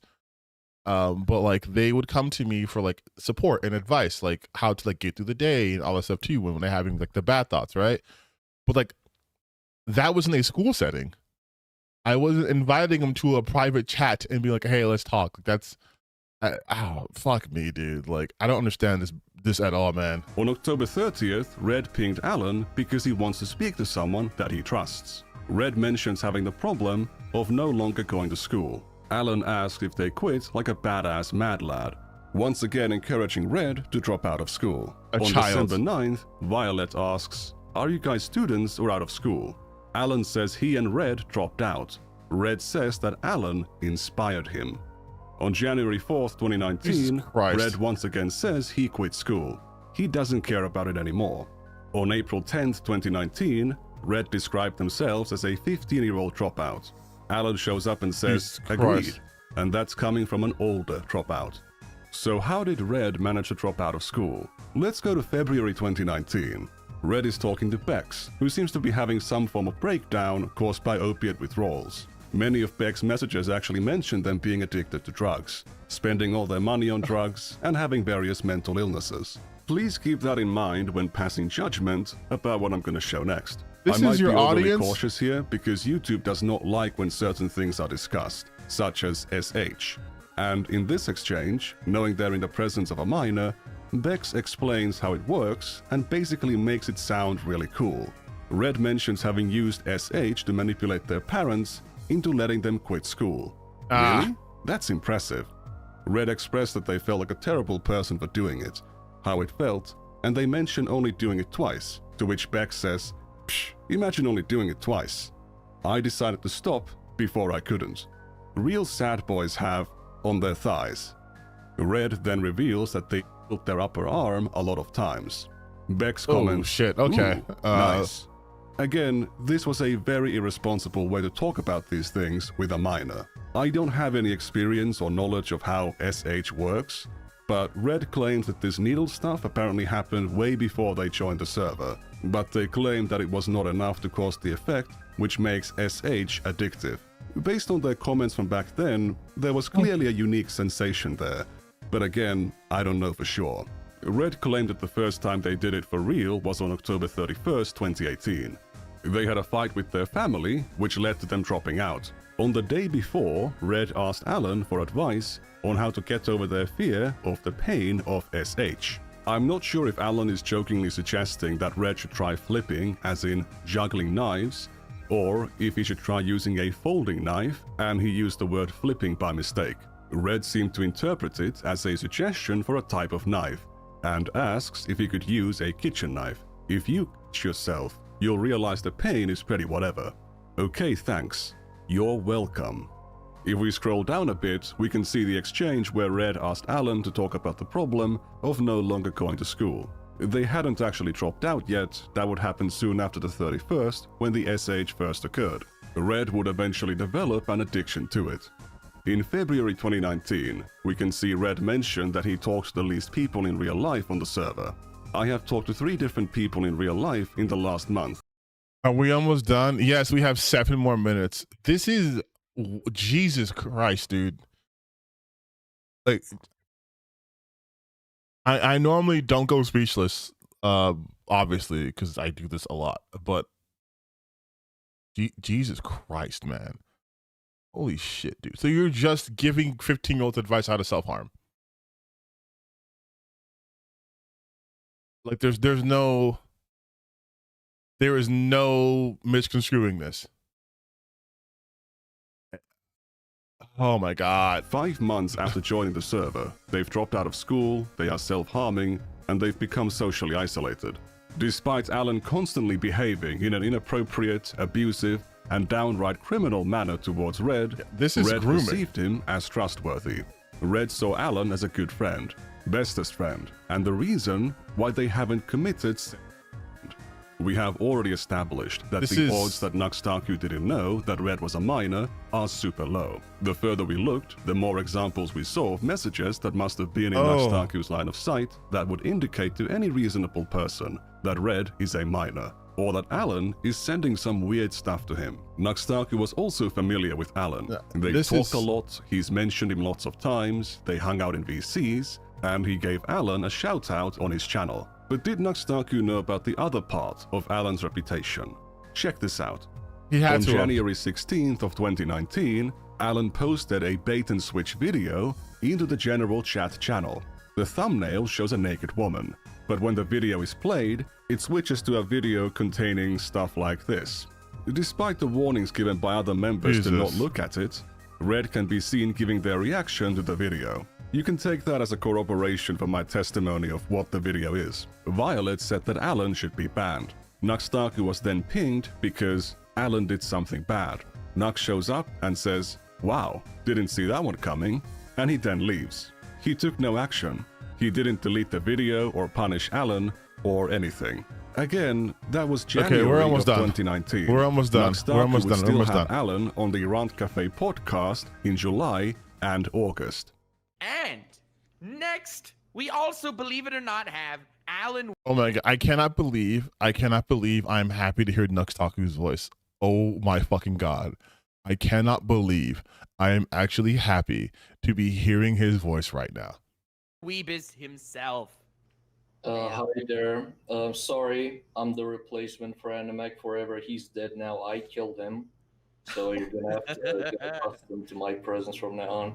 Despite everything that was happening for months, Nuxtaku publicly endorsed this guy and presented him to his audience as this harmless, funny troll guy. When I asked Red about these old messages concerning their personal situation at the time, they said it was the beginning of probably the darkest period in their life. The good news is that they stopped self-harming in 2021. They went into a dropout rehabilitation program and they are now working on their university degree. Okay, that's good news, you guys. Chat, no, this is good. This is good. This is good. They stopped self-harming and now they're working towards university. To clarify some things, I reached out to Red because I saw their post on the Discord from years ago. They didn't reach out to me, no one tipped me off about them, I discovered them myself. I haven't conducted any in-depth interview with this person. I would just send them questions every now and then and laid out this timeline and asked for their thoughts. They described it with the words, "All of that is accurate to my knowledge." They don't remember anyone on the server really recommending them to seek help. When I asked about how they felt about Alan's behavior, they recognized that it was inappropriate towards a 14-year-old, but they don't believe he had any sexual grooming intention or meant what he was doing in that manner. They also mentioned Alan being very troubled at the time, which, based on Alan's messages, assuming he isn't lying, seems to be true. Based on the logs I've shown, it's tempting to conclude that the influences that Red was exposed to through Nuxtaku's unmoderated Patreon Discord server led to them dropping out of school at age 14 and getting into SH. The timeline laid out by the messages and by Red's testimony does support the idea, but to actually determine if that's the underlying reality would require further investigation. However, do not worry, you guys. We would do a palate cleanse after this, don't you worry. Regardless of the actual consequences, Allowing people to encourage or praise this kind of behavior in the first place is already insane. What is clear is that Red was repeatedly exposed to extremely obscene NSFW content and gore on the server, and that Nuxtaku made the NSFW channel because Red requested it, and then accepted more money from them. If Nuxtaku was too busy to moderate the server properly, it's not like he was totally unfamiliar with the concept of moderators. If he was, the 16th message on his Discord server was a user recommending him to designate moderators, to which Nux responded, indeed. One of the basic responsibilities of a Discord server operator is to make sure that children are not exposed to adult content on their server. By allowing Red on the server and allowing them to be exposed to all of these harmful influences, based on my estimation, Nuxtaku made $46. $46? Not only did he fail to carry out that basic responsibility. Oh, that explains the title of the video. Jesus Christ, man. He made money from neglecting it, something which would eventually become a core element of his success. If you remember, the Chris Tyson server closed its NSFW channel in January 2019, before the server went public. Nuxtaku's Patreon NSFW channel is still open in 2026. There is no age verification process, and anyone with $1 can join in. The channel hasn't had a new post since 2024, but it was still active when Nuxtaku was casting judgment on Ava Tyson. It's probably good to point out that Nuxtaku and Ava Tyson were both born in 1996. Tyson in July and Nuxtaku in February. Nuxtaku is a few months older than Tyson, but he was making demonstrably worse mistakes at the same age. Jesus, I didn't even know he was that old. Continued to make those mistakes for years afterwards. There is no evidence for Tyson ever grooming anyone on the server, but her career was still destroyed by the controversy, something which Nuxtaku cheered on. And with that, I conclude the first part of our dive into Nuxtaku's history. In the next part, I'll show the dishonest ways in which he has defended his past content to his new religious right-wing audience. An audience that he is attracted by saying stuff like this. Banning our books! They're firing! They're not banning your books, they just don't want them in schools teaching children. Oh my There's a big God. difference between banning books and not wanting to show sexualized, pornographic, grouping material to kids. There's a big difference, actually. This dude is like, I cannot believe they are banning our porn from the schools. All I want to do is show sissy, hypno, transgender porn to 7-year-olds. That was so specific. That was so specific. And society does not let me. All right, so you have the interracial gay couple. Okay, we're done. Oh my God. Jesus.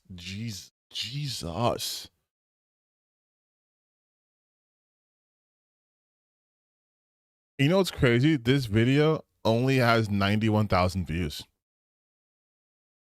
I feel like it should have it has 2,000 comments. Only 91,000 views. I feel like it should have way more at this point. But like, holy shit, dude. Honestly, I'm being so honest. I truly wish I would have did the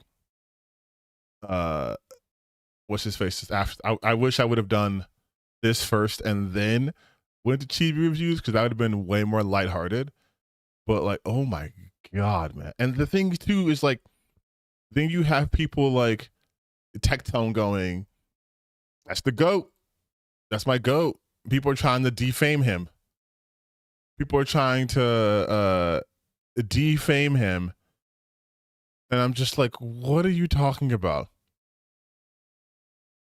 Would you go into another dive when part 2 is out? Of course I will. Of course I will. I think no matter how uncomfortable the topic is, I think anyone doing the work to expose these fucking disgusting people deserves to have it seen. I think that's true. Like, I think that's true. Like, we gotta do that. But we are going to watch something way more fun now. Okay. Oh my God. Wait, Smash AT's crashing out? Oh, hell yeah. See, good stuff. Fun stuff.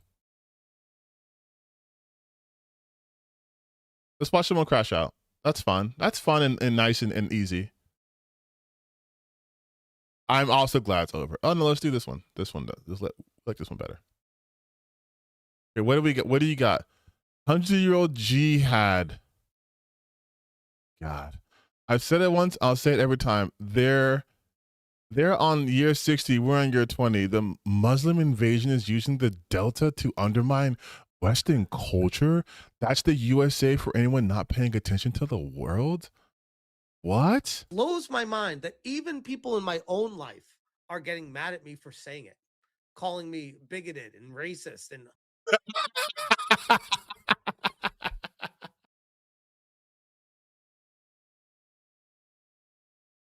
Oh, I needed that. Oh, thank you, you dumb man. I love it. Oh, thank you. I love the fact that he's like, yeah, people in the real world are calling me like bigoted and crazy. But you guys who are in my audience who pay me money, you're telling me I'm right for saying your opinions to you. horrible to think these things. And I'm like, do you not see what's fucking happening? Like, miss me with the you're racist. Fuck out of here. I want to preserve my culture. I want to preserve my culture. What culture, dude? You look like the fucking AI hallucination of Pee Wee Herman. What culture are you preserving, dude? What culture? You are racist, though. Like, he is racist.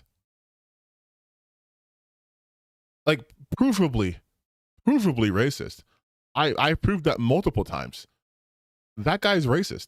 He literally has a video of him, a thumbnail of him in blackface. There's also that video when he was with those other guys who were making fun of the voice actor for Bayek, right? He's talking about his game at the time, Tales of Kanzari, Zhao. Like, he's provably racist. He's obviously Islamophobic. You know how crazy it is to be like, everyone in real life says I'm racist, but you guys on the internet are my real friends. He looks Spanish though. His last name is Tarzio. He might be like, I don't know, Italian or something. But like, it's so funny to see, I told you guys to have some wholesomeness. It's nice. It's nice to see someone. Now listen, first we got Chibi reviews getting left. And then you saw the Tech Tone getting fucking clapped by the law. I truly think he's getting divorced this year. I don't think Smash JT's wife knows the extent of the shit he's put them in. Like financially, reputationally wise, right? Like I don't think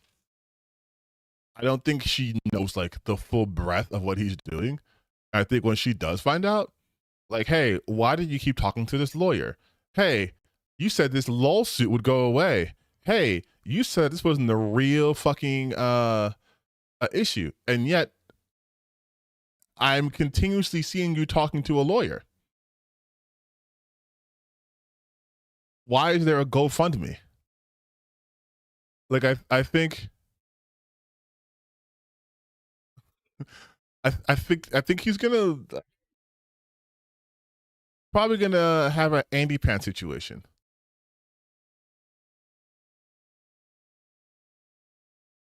Meaning she's taking the kids. But you know what? Speaking of Andy Pans, I feel like I was in Dead Domain's chat yesterday, and she was watching an Andy Pans video that I didn't see. And what better way to follow up the Nick Andrews video than dunking on Andy Pants? But that's always fun, right? That's always fun. Oh, perfect, you guys. It's a perfect video. It's a perfect video for us. Guys, I don't know. It's a perfect video for us. Man, here we go. Here we fucking go. When will the woke slop ever end? I don't know, Andy. New Horizon Zero Dawn game. Let's fucking go. I already know the argument, baby. Y'all get ready for Nostradamus time? I say within 30 seconds, he's going to call something woke or gay. How about you, but in 2026, I'm so glad there's no woke garbage in video games anymore. 5 seconds. 5 seconds. 5 seconds. 5 seconds into this video. And mercenaries gave me this command. And I mean, we Men being cucked? Wait, Andy. definitely Andy. garbage in video games anymore. And mercenaries gave me this command. Andy, do you think a woman, I understand your wife left you and took the kids, but a woman looking a man in the eye and touching him doesn't mean cucked. I know women don't look at you this way. I understand that. But that doesn't mean that this guy's cucked. That doesn't mean this guy's cucked. And I mean, we definitely don't have to deal with gay, communist, and 15 seconds. 5 seconds for woke, 15 seconds for gay. Come on. Come on. Pre-watched. Pre-watched. Pre-watched. indoctrination in our childhood games now. Take your students on an interactive journey to learn firsthand how leaders are. He's calling it Minecraft White Man Bad DLC. This is about the civil rights movement. That is a white person right here. This is a white person right here. That's a white person right there. Emmeline Pankhurst.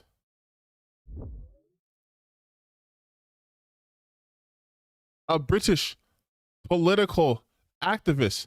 This is a white person. Oh, because it's a woman. Never mind. That's why he's mad. It's a woman. Because he said white man bad DLC. Oh my God, dude. Also, this is an educational mod for this is educational edition of Minecraft. Normal people can't even get this. Fought for justice and human This is for rights. schools. Begin on the Edmund Pettus Bridge and march with John Lewis. Begin on the Edmund Pettus Bridge and march with John Lewis for voting rights. And join forces with Rosa Parks, who sparked the civil rights movement that Lewis carried forward. And if there's one thing you can always count on, it's Jeff Keighley and his Gay Game Awards to only recommend the best games. We will be guided and protected by the skies, and also our weapons. AI make me a Jewish diversity slob shooter.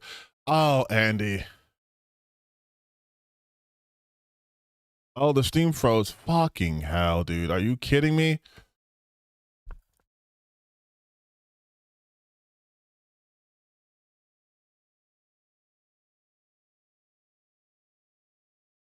Okay. Well, all you guys missed was Andy saying, AI make me a Jewish diversity slop shooter.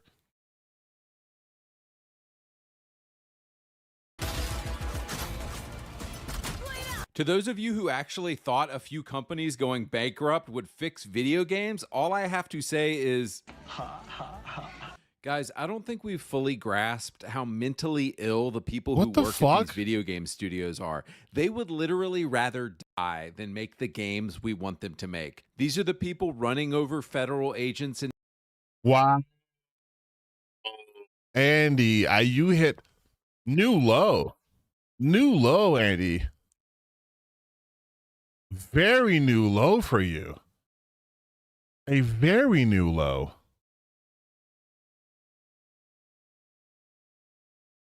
You're going to use the literal murder of Renee Good to talk about video games? You're going to use this to talk about video games, Andy? Oh, new low. Minnesota, they killed Charlie Kirk. They killed Charlie Kirk. This guy right here, his belief systems were so fucked that people thought he was a groiper. This person helped get him caught. This person convinced him to turn himself in. This person has nothing to do with anything. This is a white man who killed Charlie Kirk. How does this relate to video games, Andy? What the fuck are you doing? You're not even good at being this conservative grifter. You don't have any sort of through line. People can tell you're just saying shit. They're killing kids at schools. The left is completely insane. Guys, and this is why I've said again and again, all of these. Imagine trying to be like, the left is insane. This is why the Fable 4 game's gonna suck, you guys. Like, there's no logic here, Andy. And again, everyone knows you're using the Women's Day. Why do you think they're all wearing purple? What do you think is happening here? What do you think is happening here, Andy? Oh, he's so disingenuous. These video game companies have to go out of business. New companies have to rise and replace them. That is the only solution to this. You can't change out the people. You can't change the culture. He's so predictable. He's so predictable. Andy, we get it. Your wife left you. We understand that this Valentine's, you and Chibi Reviews are going to be drinking buddies. I get it. I understand that, okay? But your vendetta you have against white women is insane, man.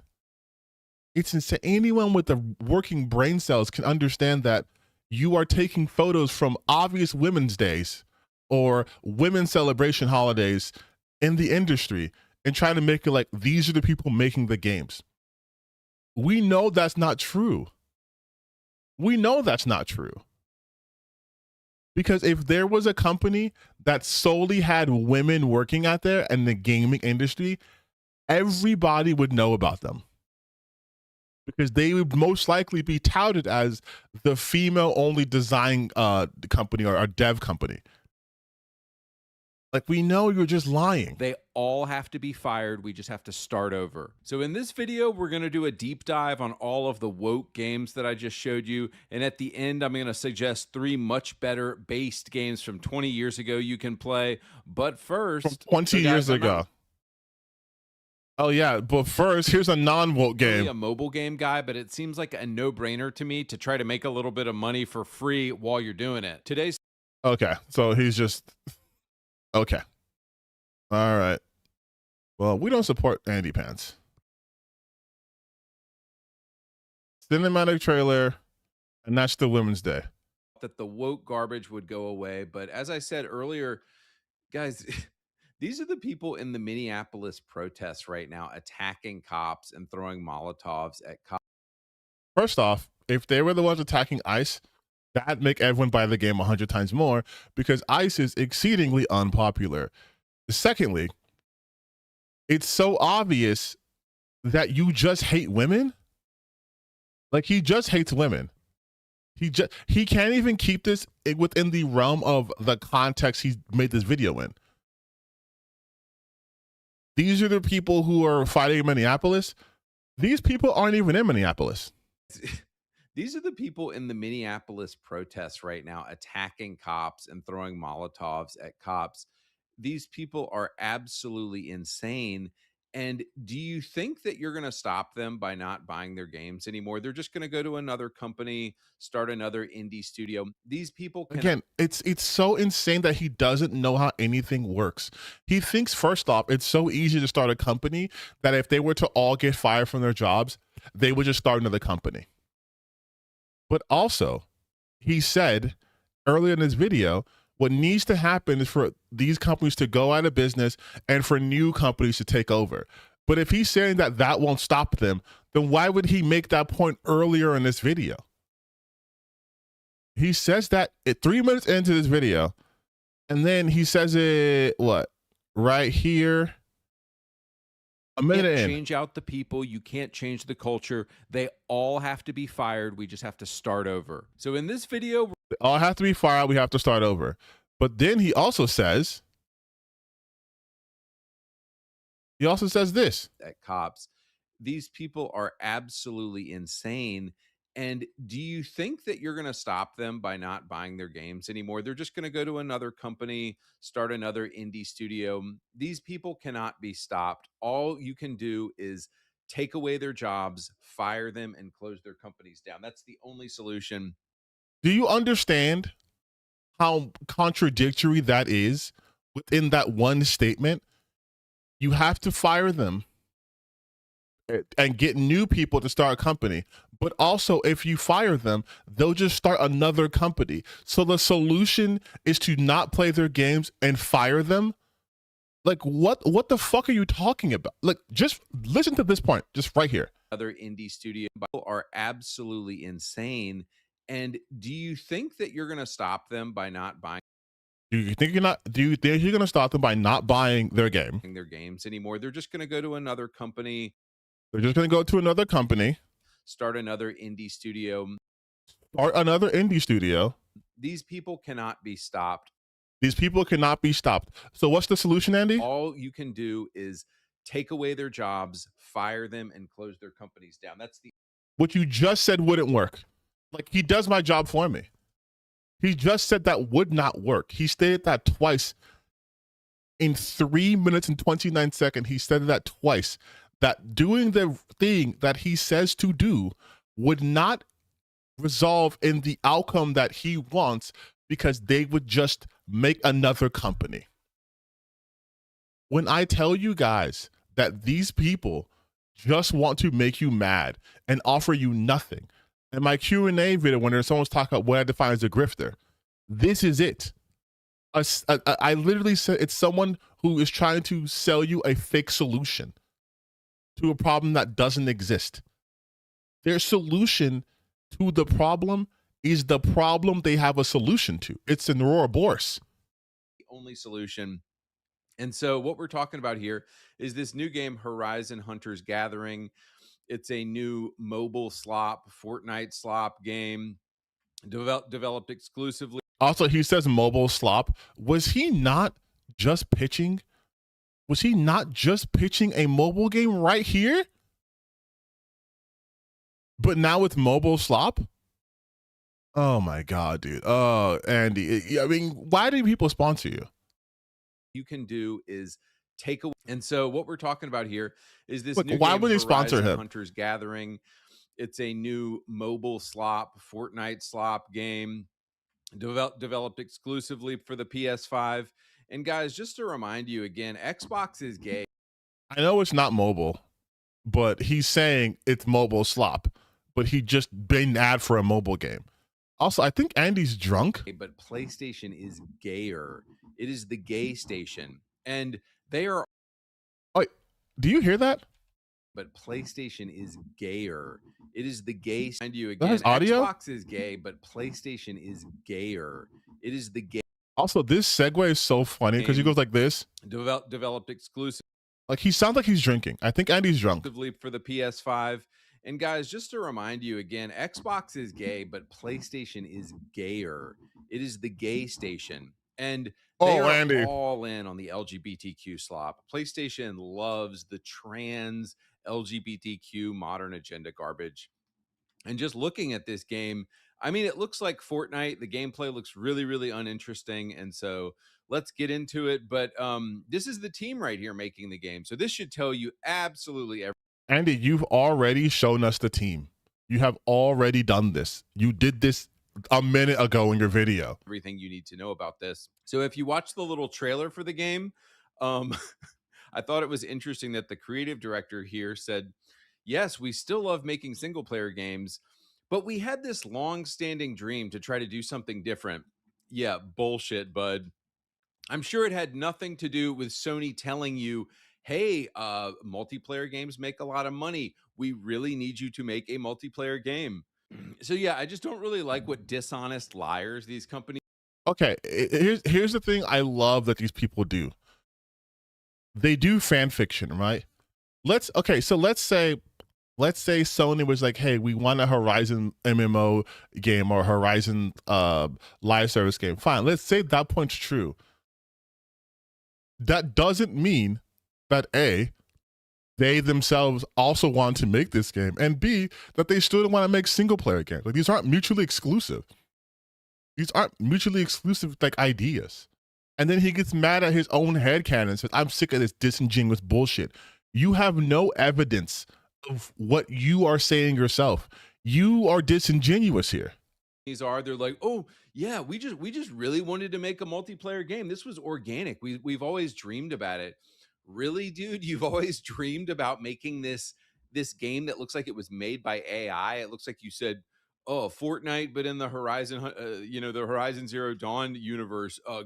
He's super drunk, by the way. He's super fucking drunk. I can tell. I can tell he's drunk. Also, he keeps abusing like looks like made like AI. No, it doesn't.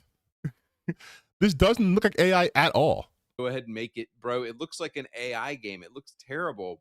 So yeah, it's as simple as that. Multiplayer games make more money. It's as simple as that. And just like with Concord and Fair Games and all the other slots. Okay, I'm sorry. I know I'm pausing a lot, but you guys can hear it in his voice that he's clearly drinking, right? Like, he has all the telltale signs of someone who's inebriated. Like, he does the whole like, anyways, like this is like a Rick and Morty bit. Like, really just don't listen to his words. Listen to his voice right here. Player games make more money. And just like with Concord and Fair Games and all the other slop, Sony put a gun to your head and said, you need to make this game. But the art style, like I said, it's just Fortnite, dude. This game looks 10 years old, man. I can't imagine what tiny minority of people care about playing this game at all. What a dumb comparison. First, oh my God, I can't speak. First and foremost, Jesus Christ. God, am I drinking? I wish. Fortnite's still going on right now. Like, Fortnite's still very popular. So to say that no one cares about that art style is dumb. Secondly, this is more like Dauntless than Fortnite. Third of all, the point that you're making is so non-important because all you're saying is that you don't like how it looks and you have nothing of substance to say besides that. Looks like Fortnite, one of the most popular games of all time. That's your dig? Now they slimmed down. They learned a little bit of their lesson. They slimmed down Aloy. They made her look less fat and terrible. But guys, does anybody like this dude, Elron or whatever his name is from Horizon? Like, I mean, he's a white guy, so I guess I should be excited, but the character just sucks, dude. And it's because the whole studio has always been woke. I remember back in 2017 when this gay-ass homo game even came out, I was like, the game sucks, dude. It's just Assassin's Creed. That's all it is. So he's never played this game, right? There was nothing about Horizon Zero Dawn that is anything like Assassin's Creed. That's insane. Also, he's trying to do the whole white man bad part here, but he just said there's a white guy here and he's not the bad guy. Literally just Assassin's Creed. The other thing here is, and on the right here, this is Bleeding Edge, which came out exclusively on the Xbox. And it's like, guys, it's been 6 years and we've learned absolutely nothing. People want to look at beautiful, hot women. They don't want to look at fat tubs of lard from Walmart, like on the left and the right here. Like, why would you take the ugliest, fattest creature in existence and put her on the front of your game? You are projecting, going back buddy. to all these 90s kids who were raised on Disney with Jewish subversive He is trying so hard. He is trying so hard to be edgy. And I'm going to be anti-Semitic and I'm drunk and I'm going to say white people were taught to hate themselves in the 90s by posting fucking Fern Gully? It's another white man bad game, guys. It's Fern Gully is not even Disney. Fern Gully is not even a Disney film. Like, that's mistake number one. Mistake number two, Fern Gully isn't a white man bad movie. The main character is a white guy who is the hero. You also just said there was a white guy in this game. This game is about ostensibly hunting robots. How is this white man bad? I'm going to do a video about this, but in the 90s and the 2000s, I'm sure you are. Disney and the Jews at Disney were pushing this diversity and Yeah, dude, in the 90s. In the fucking 90s. My favorite 90s movie, Avatar. My favorite 90s movie from Disney is Avatar. You know, the not Disney movie from the not 90s, as the poster says, 2009. Anti-white hatred, and it has become so internalized in society that it's totally fine to have a Black History Month, but you can't have a White History Month. Oh, wow. He pulled that one out. He pulled that one out. You can't have a White History Month. You guys have every month. What are you talking about? What's white history? What is something that's so what part of whiteness in history has been erased? What things have white people done that's been erased? Andy. Like what do you not know about white people history as far as America goes? We get 1 month and like a unit in books. White people get everything else. Like this is such baby. Why do you guys have BET but we don't have white entertainment television? Like this is literally his argument. You can't have White Appreciation Day. You can't have any of that stuff. And it's not fair, dude. It's so wrong. And He's such a baby. God, no wonder your wife left you. Black power is great. White power is wrong. Yeah, dude, because white power is the fucking KKK. It's so fucking evil. But people don't see the hypocrisy. Give me a second.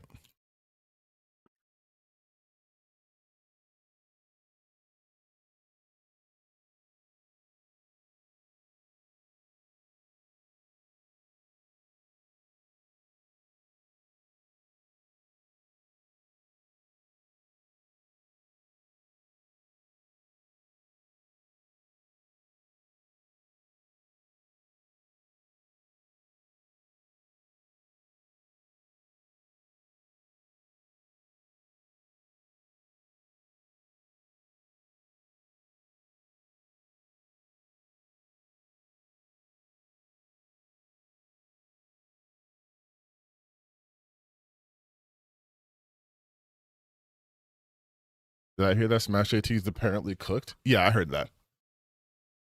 Hypocrisy in that because they've been brainwashed by Disney. They've been brainwashed by American media the past 20 years. So guys, if you actually got all the way through Horizon Zero Dawn 2, props to you.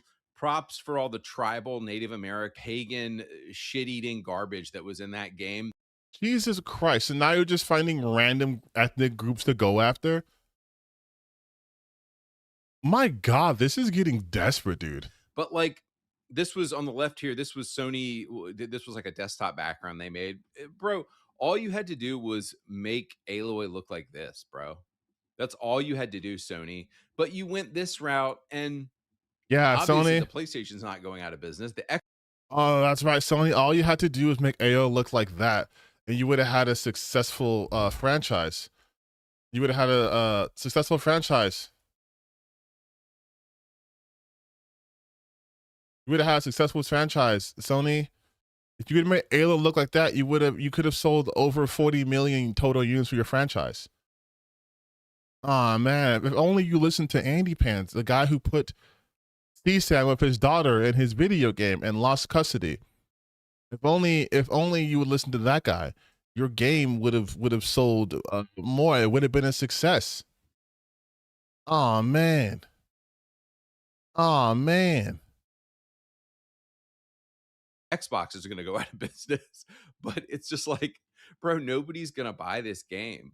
Nobody's no one buys Horizon. This game. Nobody wants Horizon Zero Dawn Hunter's Gathering, whatever. So moving on to the Minecraft thing. What the fuck was that editing? What was that editing? Horizon Zero Dawn Hunter's Gathering, whatever. So moving. He's drunk. Like he's drunk. And Aloy looks fine. Like Aloy looks fine.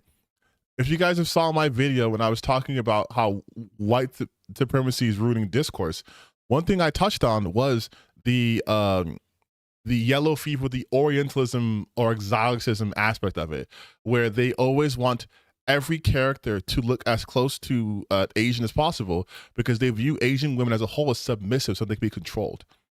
And he just proved my point right there by saying you should have made Aloy look like an Asian woman. So then I can, control her. Moving on to the Minecraft thing that I showed you earlier, the Minecraft thing. And people online are like, what the fuck is this? What is this Minecraft good trouble indoctrination? Let me just be absolutely clear here. I have no issue with the civil rights movement, and I Oh, this butt coming is about to be so big.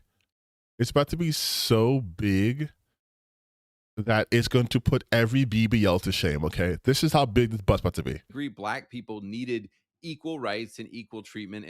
Needed. He's going to talk about past tense. In America, that was an important issue and it needed to happen. Your gears should be turning here when you ask, but why is a game talking about this? Because guys, we know these people don't actually give a shit about black people. So why? So let's put our thinking caps on here. Why do you know that they don't give a shit about black people? This isn't even new content. This isn't even new content. Minecraft, education, good trouble.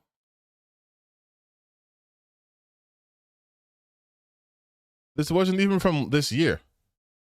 This is this. Minecraft education, November 13th, 2020. This isn't even new. This is from, at the very least, 5 years ago. This is 5 years old. Oh, wait. I want to add context. The Minecraft Education DLC was added in 2017, so it's even older than that. You look at something 9 years old. Why would a video game be talking about this specific issue? Because this is what the evil LGBTQ mafia likes to say. They like to say stuff like this.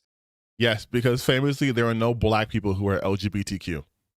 They look over at black people and they say, we're just like you. We're oppressed. After my stream, Chibi suggested to you, hey, man. Hey. And we're just like you. And I hope every black person says, nah, you're not. And do you know what the difference is for these evil people? The LGBTQ people choose to be freaks, and black people did not choose their skin color. So here's why I'm gonna be mean right now. You fucking dumbass. You are saying that LGBTQ people are freaks. They are not. But you're also saying that black people didn't choose that. Hey, I see a nigger right here. Do you guys see a black person right here? Do you see a black person right here, right in the middle? Do you see this black person? Do you see this black person right here? Who he says, so what? And is this person not black? Is this person not black? LGBTQ people choose to be freaks. Black people don't choose their skin color. So this person is choosing to be a freak?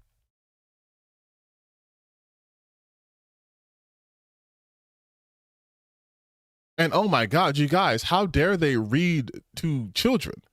How dare they read to children? The agenda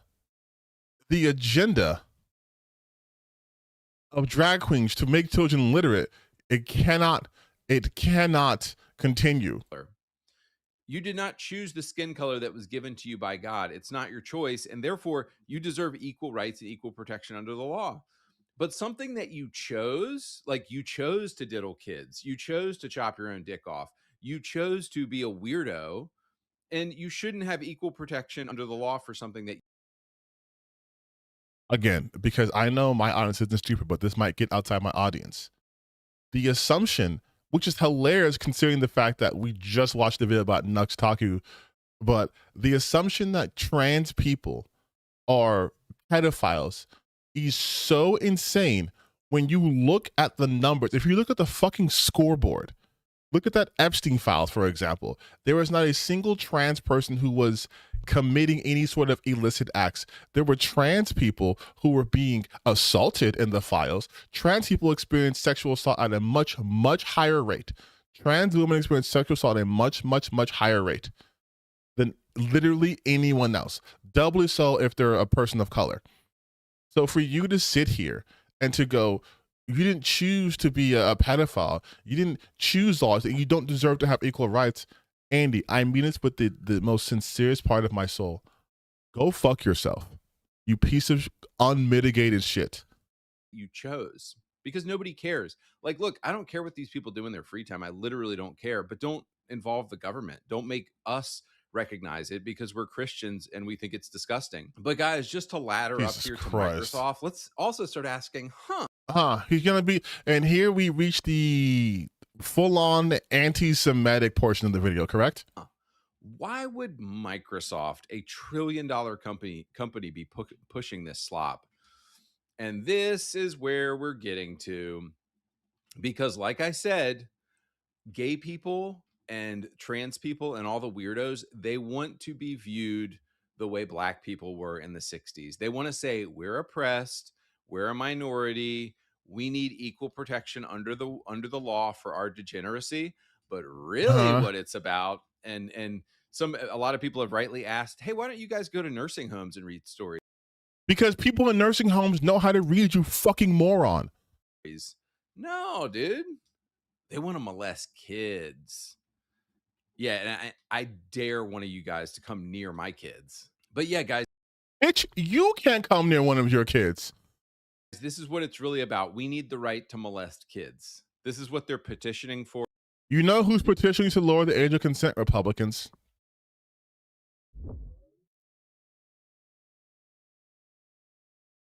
Lowering the age of consent. So who's doing this? Who's doing this? Who's doing this? Ooh, ooh, ooh, ooh, ooh. Oh, sponsor, Representative Brandon Gill from Texas, Republican. To lower the age at which minors may be tried as an adult. They want to lower the age of consent so they can kill children.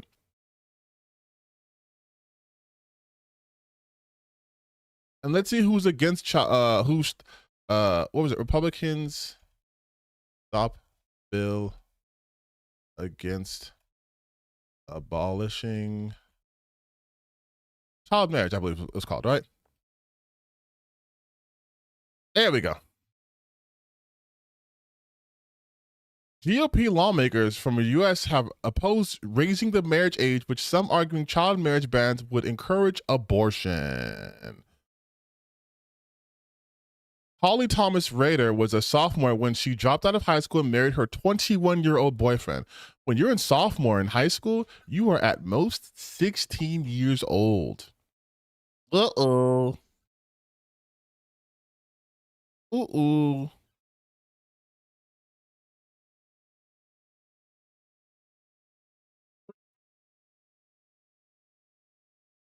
Republicans failed to end child marriage. For the second year in a row, Republican lawmakers in Pierre failed to end child marriage in our state. Senate Republicans said that this is about criminalizing marriage. Senator John Carley said that this would mean that South Dakota will condone hooking up. Senator Michaela Voyeta said she has several family members who were under 18 when they were married. Tom says that marriage helps young men mature and become fathers. And what would the bill do? The bill would remove the section of law that allows 16 to 17-year-olds to marry if they have approval of the parent. Ooh.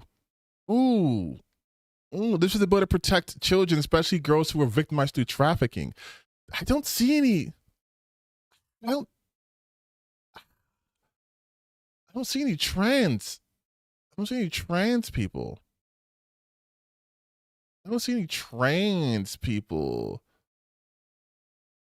I do see someone with a pride flag on their table, Minority Whip Kaden Whitman, and she says, I am deeply disappointed in South Dakota's Senate's decision to kill SB 156, a bill that would have raised the minimum age of marriage to 18. Child marriage is not a tradition to be upheld. It is a legal loophole that puts vulnerable young people at risk. By refusing to pass legislation, our state has once again failed to protect children from coercion, abuse, and lifelong consequences of being forced into adult responsibilities too soon. We owe it to our youth to ensure that they have the opportunity to grow. Doesn't sound like trans people. Doesn't sound like trans people. GOP in 2018 stalls child bill. Oof. Oof, oof, oof, oof, oof. Missouri, 2024. They stopped the bill that would stop a loophole. Tennessee, House members could have bill that would have banned child marriage. 2023, some Republicans voted against a package of bills to ban child marriage. Idaho, a bill that raised the marriage age to 18. Wait, 218. 218? What the fuck? Wait, what's the whoa. Marriage age in Idaho? You're not be 18. However, they can be 16 or 17.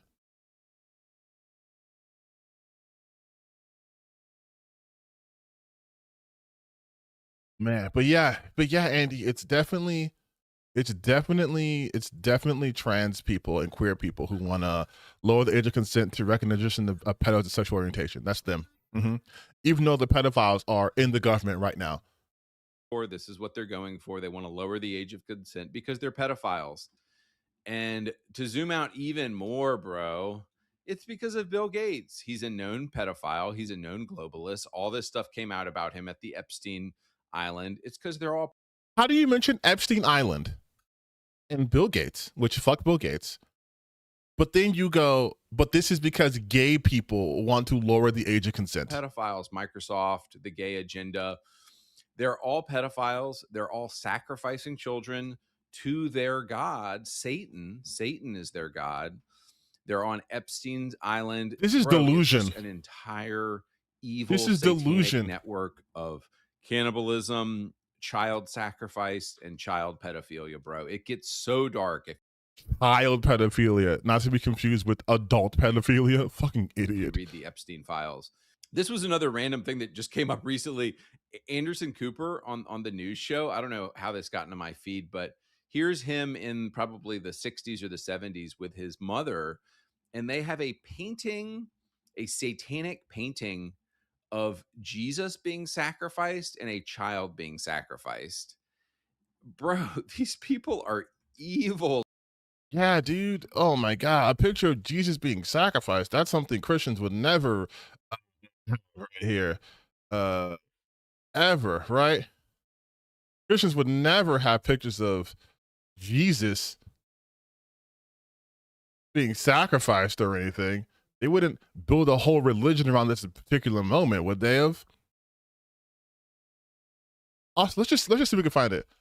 Anderson Cooper picture with mom and Jesus. I don't know if yeah.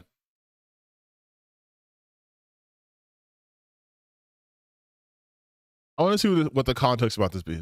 Let me make sure I can show us on my stream. I want to see what the context behind this is, though.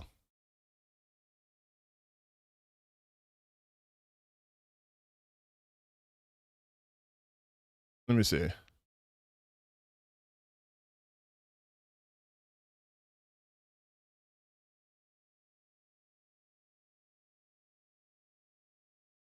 Oh, okay, I see. So he's wrong.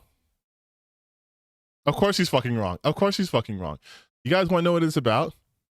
It is a depiction of Our Lady in Solitude, which is in a basilica, if I'm not wrong. It has nothing to do with the cult. So look at this. Look at this. Right? You see this? And then you see this. You see this? And then you see this. This looks like, you see this head right here? That's supposed to be this. So again, Mr. Super Religious Christian doesn't even recognize his own iconography. Unbelievable. Dog, and it all comes from here. This is their flag. You know how in the Bible it says that everybody's going to take a symbol on them in the new economy that allows them to do. And he mentions the Bible and doesn't understand. I'm starting to wonder the Bible. If this is that symbol. This is that because it represents pure fucking evil, dude. These people are so evil. So, guys, just want to show a couple more games here. This was High Guard. It just came out last week or a week or two ago. Jeff Keighley was shilling hard for this game at the Game Awards, and it's become so clear that the dude doesn't recommend games because they're good anymore. He recommends them because they paid him. Bro probably They didn't pay him, though. They didn't pay him. Jeff Keighley and both Wildlight and Jeff Keighley confirmed that they didn't pay him. In fact, Jeff Keighley liked the game so much he decided to put it on at the end of his show. They didn't pay him. Got $10 million for talking about this game and putting it right at the end of the show. And it's like, Jeff, congratulations. That is something you could just look up. Dude, wild. Hey, Jeff Keighley. I'll go to all here. Sportsman journalists like Paul Tassi indicate that Wildlight and Tim did not pay for the high-profile final grand finale spot for Highguard at the Game Awards. Despite intense speculation and criticism regarding the game, Jeff Keighley explicitly stated he had no financial stake in the game, responding to allegations with absolutely not. And sure, you could not believe him, but also, why would he pay? Why would they? Of course, did not pay him fucking $10 million to do that. What? And let's say they did get paid. They did pay him money. So did then everyone else in the Game Awards, right? So did Larian. So did Mega Man. So did Control. So did Remedy. They all paid him $10 million to show their game too. So what would be the difference with that? Like if Jeff got paid by Wildlight to show off Highguard, then you would just say he's shilling them and like he's shilling everyone else. But the fact that he gave Highguard special attention would actually prove to the fact that he probably most likely did not get paid by them. Because if he had got paid by them, then why would he have gassed up Larian and Remedy the same way? Right? Because they're also paying customers. And then they would not pay to play in his next award show. That would lose him money. Congratulations, you got money for your summer house. You're going to have a great retirement. But dude, this game is AI slop. It looks like AI. There we go again. Shooter, and it's just an absolutely terrible game.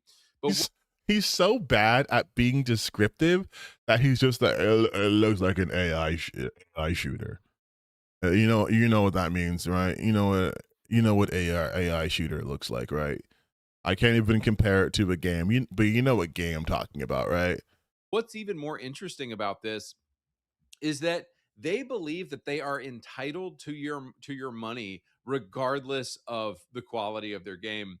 And so this is a Kotaku article that said, nope, let's read it, because we do not trust anything that this liar puts out. Highguard dev just lost his job, caused hot toxic online reaction. Let's just do that.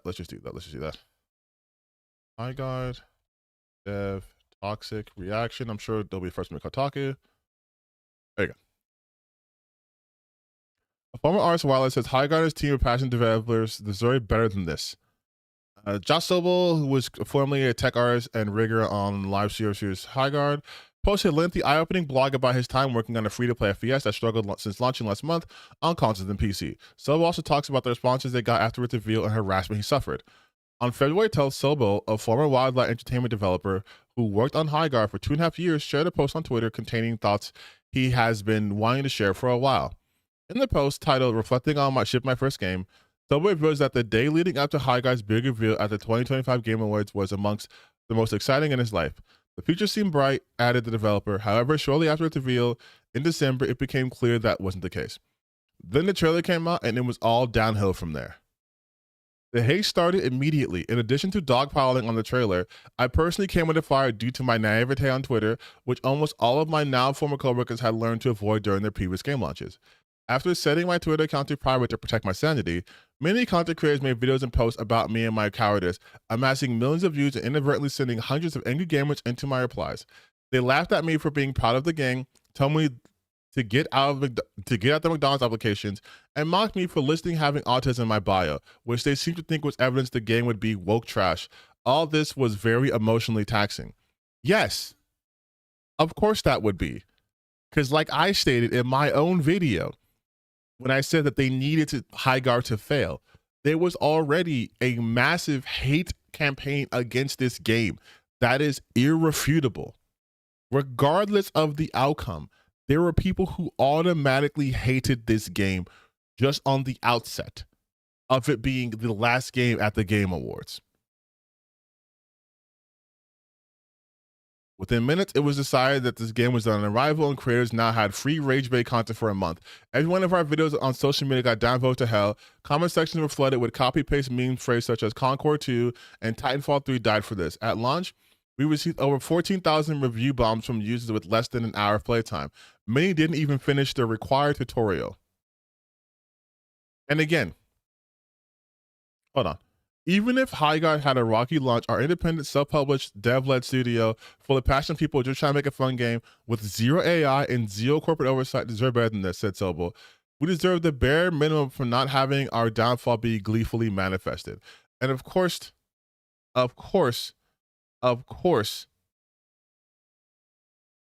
this will be misinterpreted.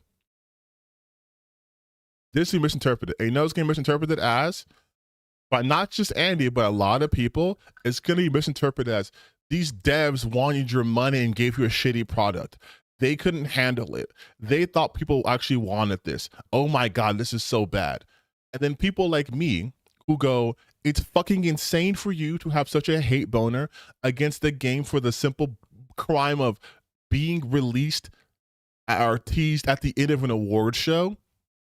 Like, if you weren't interested in it, don't play it. I've said that multiple times. I didn't play Highguard. I wasn't really interested in it. I'm not really interested in hero shooting games to begin with.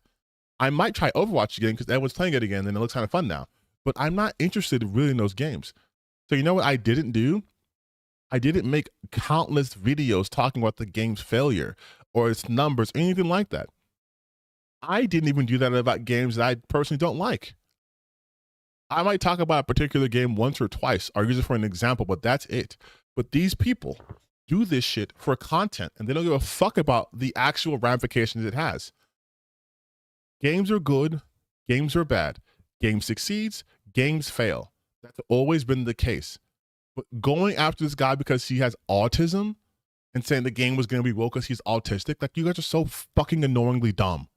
Said Highguard dev who just lost his job calls out toxic online reaction. See, guys, you're being toxic when you call a game bad. What? Yes, and exactly what I said I was going to do. Exactly what I said I was going to do. Flatten it out to just say, no, you guys are calling a game bad and they don't like that. That's not what happened. The Jewish industrial complex thinks that you need to do, you have to praise games at all times. Every slop that comes down your piggy chute, you have to praise it and eat it and just consume it. And you're going to get called out for toxicity every time you say, no, this is fucking retarded. Yes, because that's exactly what happened. Andy, you're so smart and you're so right. Your wife's going to come back any day now. She's going to see this video and go, damn, I missed out. I miss his conversations when he would randomly talk about the Jewish conspiracy and how they're destroying video games. I miss that about you, Andy. She's gonna, don't worry, dude. Keep posting these videos. She's gonna come back. Former artist at Wildlight says Highguard and its team of passionate devs deserved better than this. Bud, your game was trash. It sucked. I don't care what color you are, dude. The game blew. And this is them talking about the feedback they were getting on the game. But I would ask, who were you getting this feedback from? People who are already paid to say the game was good? This is lightning in a bottle. I trust this team wholeheartedly. If there's one project nobody in the industry is worried will fail, it's yours. This has mainstream hit written all over it. There's no way this will flop. I could play this. Now, do you think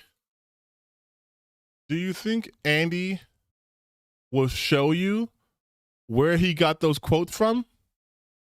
Or nah? I'm going to say nah.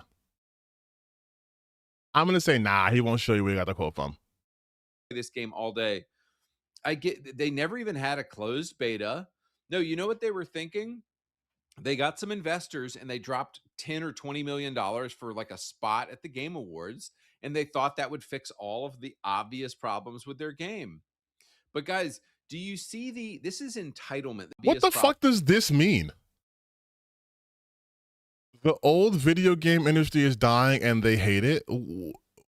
What? Problems with their game. But guys, do you see this is entitlement. This is the definition of entitlement. It's actually Just not. because I made some slop, you have to play it.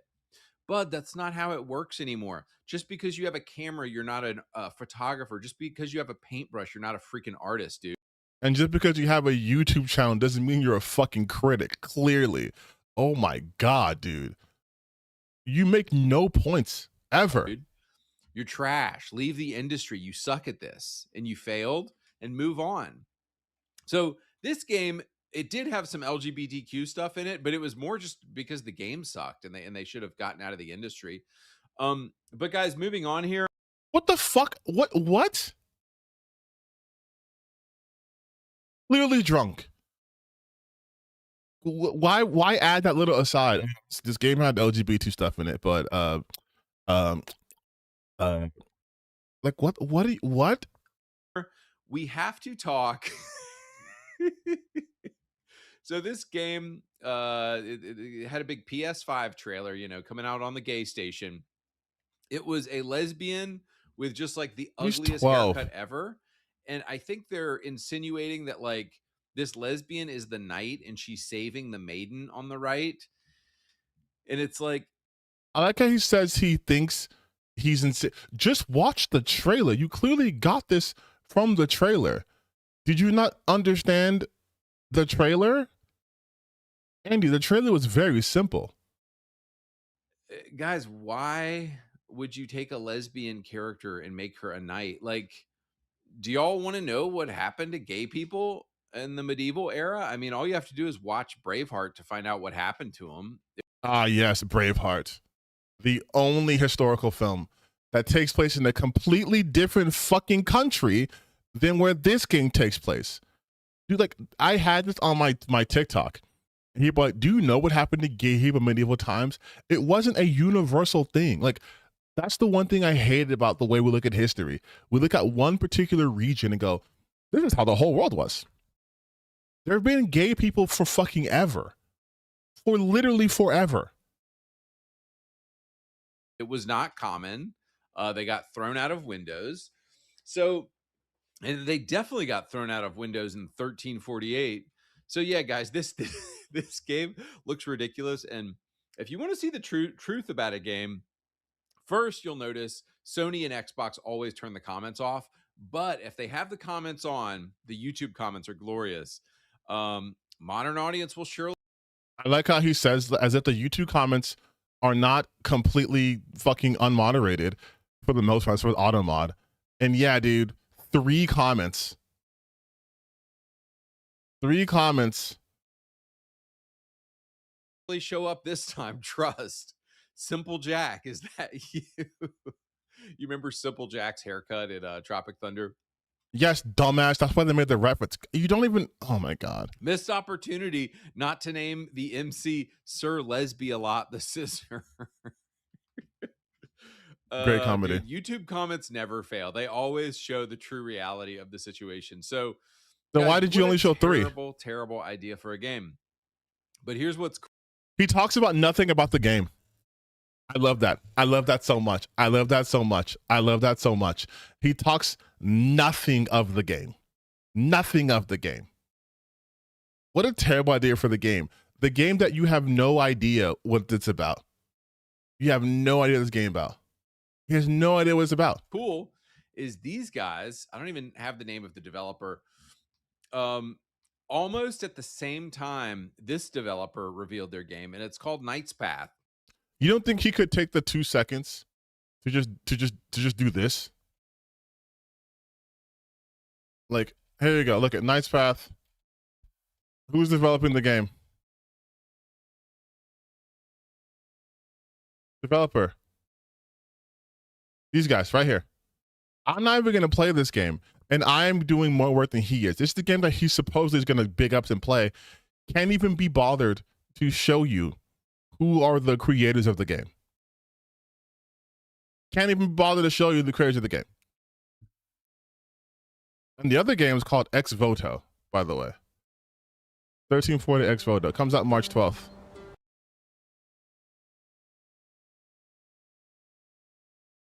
Which is set in Italy. So him bringing up Braveheart makes no fucking sense. Ugh. And bro, you're a dude, and it looks like Kingdom Come Deliverance 1. It's if you go back to old original Kingdom Come Deliverance, not the homosexual second one with all the gay characters in it. The one gay character, by the way. Also, what he's admitting is that this game has no visual style of its own. He's saying this game has no visual style of its own. And that's why it's cool, because it looks like another game I could play. Just go back to KCD 1. That's what we're talking about here. Knight's Path, a Holy Roman Empire-inspired action RPG, faces criticism after developers called LGBTQ representation a modern agenda, despite having fantasy elements and modern makeup. Do you hear that, dude? Cope? They're like, oh yeah, well you have you're making it on a computer, so maybe it is a modern game. Like, yeah. That's not what they fucking said at all. Oh my God, that's not what they said at all.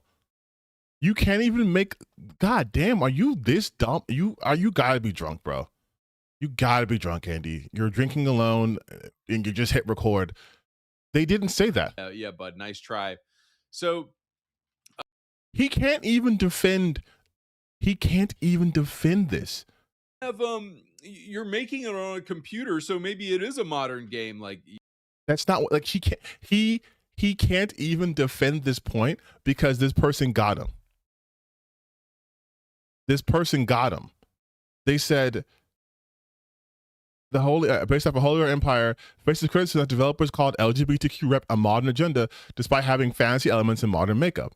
He can't counter these claims, so he makes up a literal straw man and goes for that. Yeah, bud. Nice try.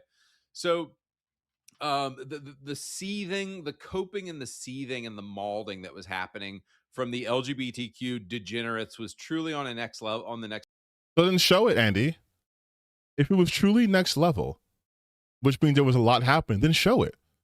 Show your audience the malding. Next level. And Knight's Path responded with this: "We care about gaming and fun, not modern agendas." That's not what happened. If you guys saw my video, I said this a lot, but go watch my video. I said I don't want developers to keep doing this or whatever.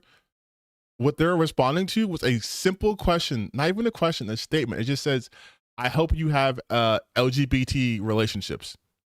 That's it. That's all. It's actually, no, let's see what it says. Let's see. Let's see exactly what it says. Let's see exactly what it says.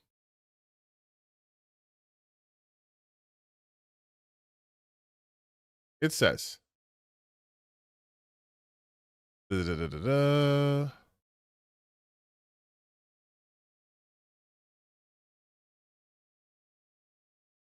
we go.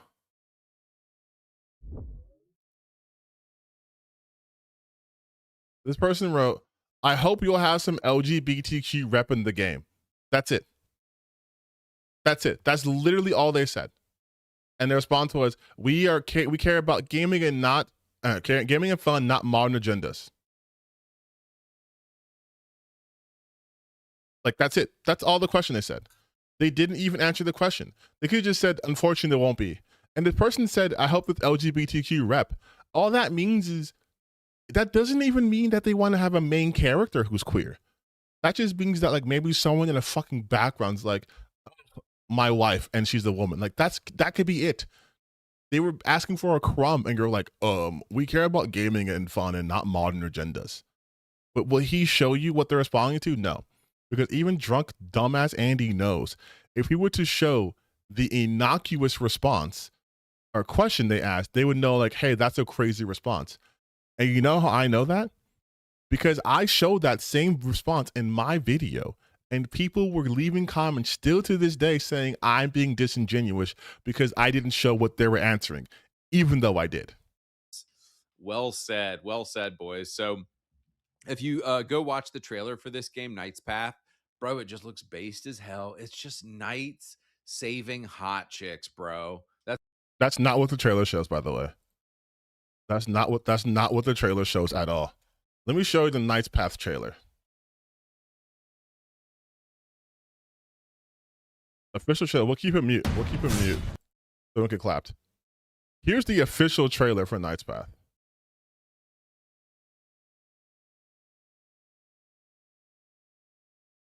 and he says it looks based, and you're saving hot women, right?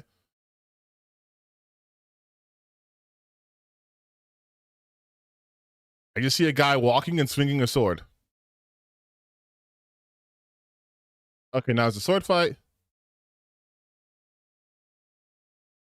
It's killing a guy, fighting another guy, fighting another guy, fighting another guy, another guy. Did you guys see the hot women that they're saving? There's a dragon. Did you guys see the hot women yet? Do you guys see the hot women yet? The trailer's over. Well, we have 12 more seconds left. Maybe they'll show the hot girls at the end. Maybe they'll show them saving. Nope, that's a snail, which is on Steam. And that is the trailer. It's done. So nothing about hot girls. Nothing about saving hot girls or any women. But you know what game does have you saving women?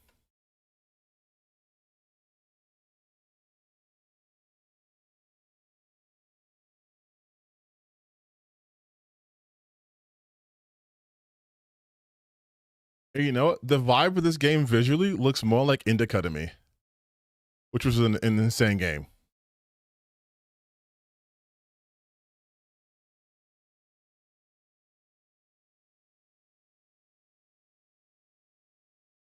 She's out here to save her girls, to save Bianca.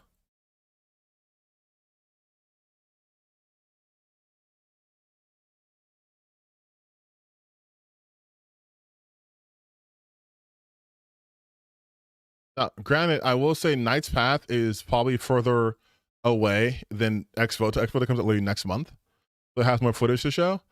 But of the two games, one of them shows actual gameplay footage and in depth, and the other one is just guys fighting in a suit. But what did he say this game was like? Saving hot chicks, bro. That's all we've ever wanted.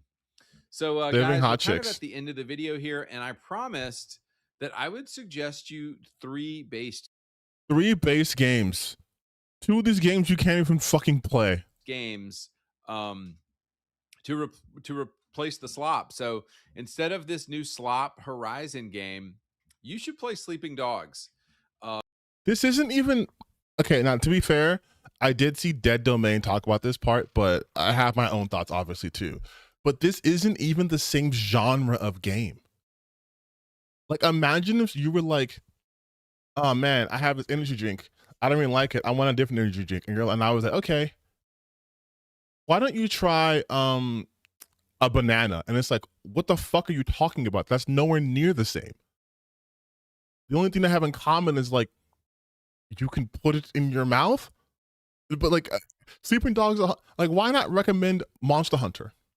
Because you didn't play it. But why not recommend like another multiplayer game? Why would you go Sleeping Dogs? And I love Sleeping Dogs. I played the shit out of the definitive edition. But that's not the same thing. That's not even apples to oranges. That's like apples to Sleeping Dogs. Like that's not the same comparison. I replayed it again in December, and it came out in 2012. This is I would say objectively this is one of the most underrated games of all time. The car battle mechanic where you'll be fighting with somebody from car to car, and there's a button where you can jump on their car, and there's just so many incredibly fun mechanics in this game. It's a very fun game.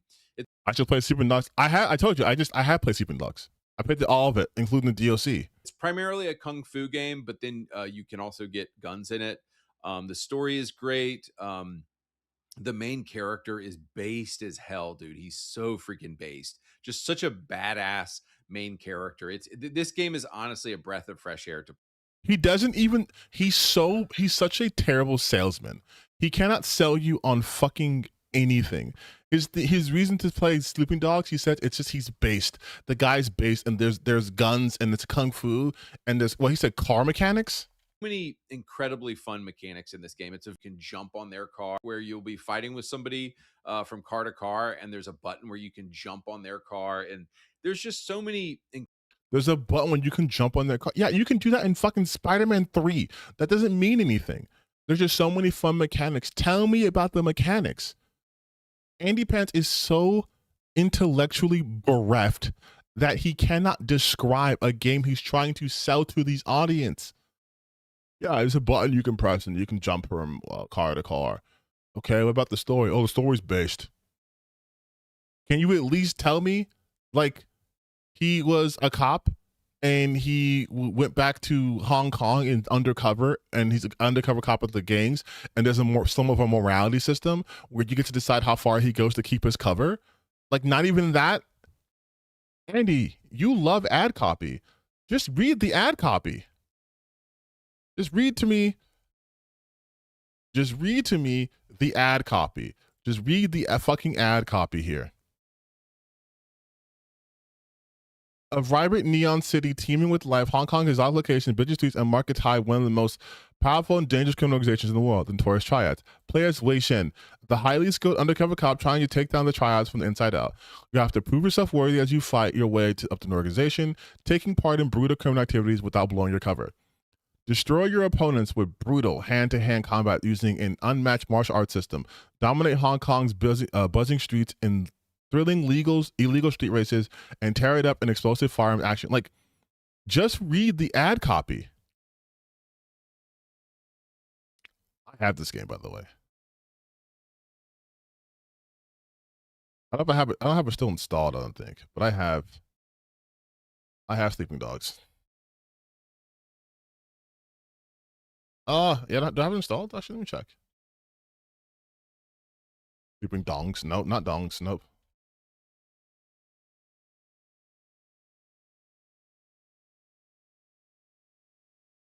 Wait, I want to see if I have it.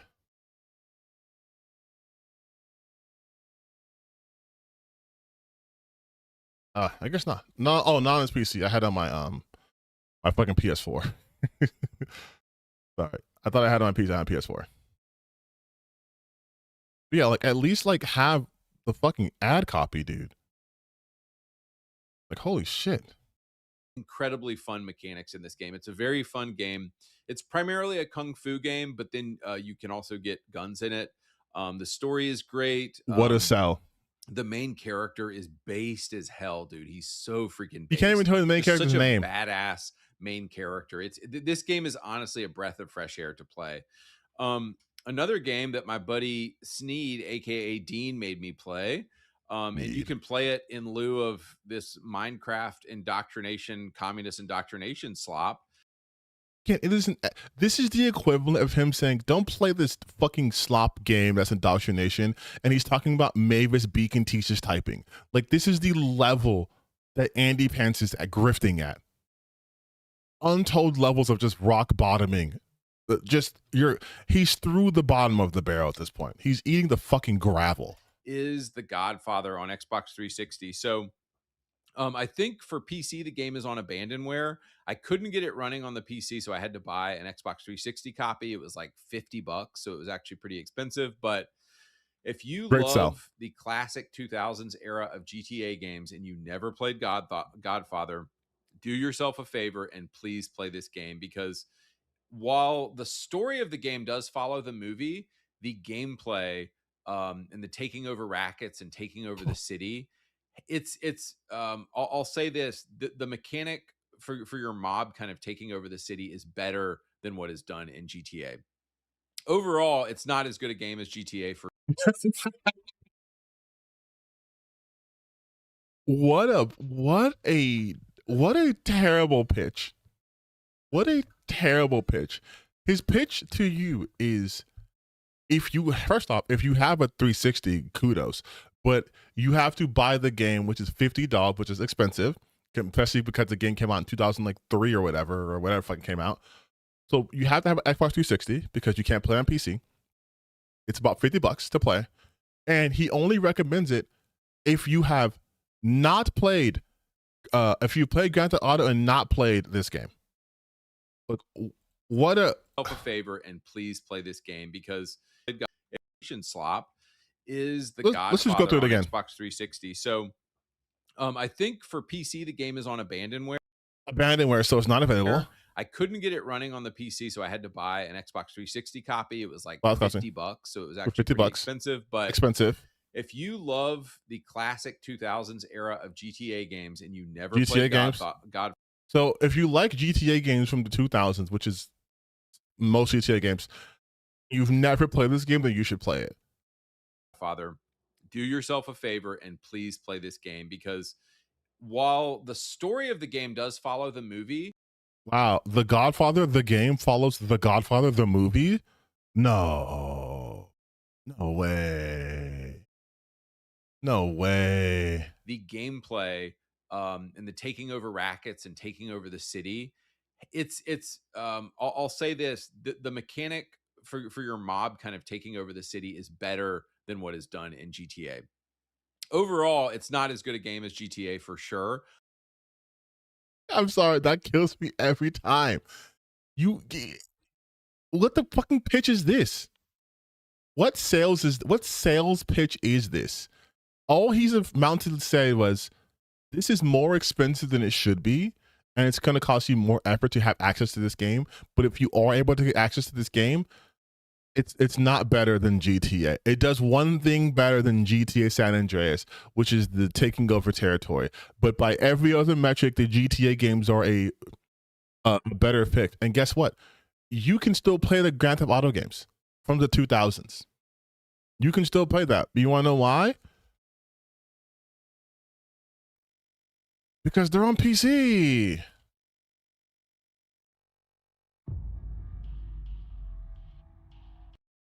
I spelled that so wrong. Oh my god. Grand Theft Auto. You can play. Now, granted, I know the Definitive Edition visually looked a bit like ass, but you can still play those games on PC. And if you have an Xbox or something, I think you can play them. I think you can play them on your Xbox One and your PS5 or PS4 and Xbox 360. You can still play them. You still have access to them. You don't have access to this fucking. Wait, maybe you do. The Godfather? Nope. But that's his sales pitch. That's his sales pitch. But the mechanic in which you take over rackets and businesses and slowly take over the city, that is better than anything done in GTA similarly. You will never convince someone to buy a game based off of one mechanic that it does slightly better than the other game, but the other game clears it. Like, imagine if I was trying to pitch you guys on, what was I just playing? Like, let's say Horizon Zero Dawn. And I was like, Horizon Zero Dawn is a game and it has a really good hacking mechanic, but like BioWare's Mass Effect is way better overall. But Horizon Zero Dawn has a really good hacking mechanic. It's like, oh fucking okay, but you're telling me the overall game, which is not just hacking, is worse, is a more inferior product than the game you're comparing it to? But you want me to spend $50 on a game that is hard to get, that requires me to have, at this point, an ancient gaming system, and then pay $50 to play a game that I'm not even nostalgic for, because I probably wasn't even playing games when I was in that era. I mean, I was. But your audience probably wasn't even alive during that era. And you want them to do all that? Insane. A third base game you can play instead of the AI slop of Highguard, something with some actually personality in it that was actually a good game, is Mercenaries 2 World in Flames. I prefer it personally to Mercenaries 1. It came out in 2008. Came out right before open world games dominated everything, but it's actually really hard, and it's a very unique a very unique open world game. He was just complaining. He said that this came out before open world games dominated, but this game's different, you guys, because it's hard and it's also an open world game. Andy, I'm going to teach you something about language and expectations, right? If I say this is a TV show, this is an anime from long ago, and it's not an isekai, even though every anime is isekai now, this one's not an isekai, but it's still fantasy. I'm drawing a comparative line between the quality when I say This game or this TV show is not an isekai. When I talk about how this is before, you know, fucking open world games dominated, and then the next thing I say is this game is also open world, that flattens it. It deflates my point.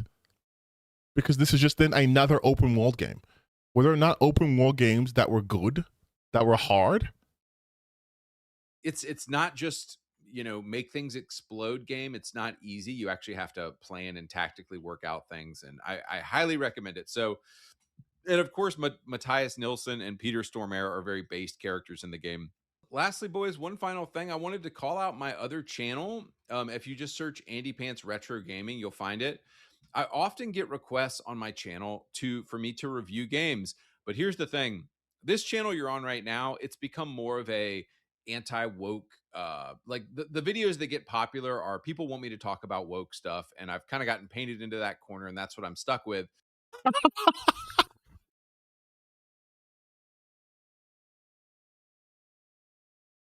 Oh my God.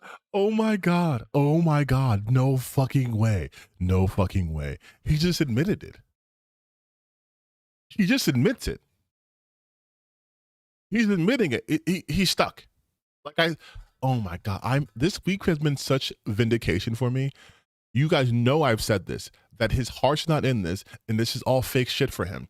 He's stuck. He is stuck. He's made himself this guy. And he knows it. He knows it. He knows no one wants him for anything else. No one wants him for his opinions on reviewing games or whatever. No. They just want him to be this guy. And you can hear it in his voice. Like, listen again. If you just search Andy Pants Retro Gaming, you'll find it.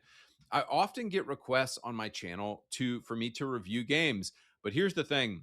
This channel you're on right now, it's become more of a anti-woke, like the videos that get popular are people want me to talk about woke stuff, and I've kind of gotten painted into that corner, and that's what I'm stuck with. And to be honest, when I put reviews of games on this channel, nobody watches them, nobody seems to care. I literally said that in my last, hold on, wait, because I don't people think I'm just like making shit up. This is so fucking perfect. This is so fucking perfect because I literally said this. I said this in this video. I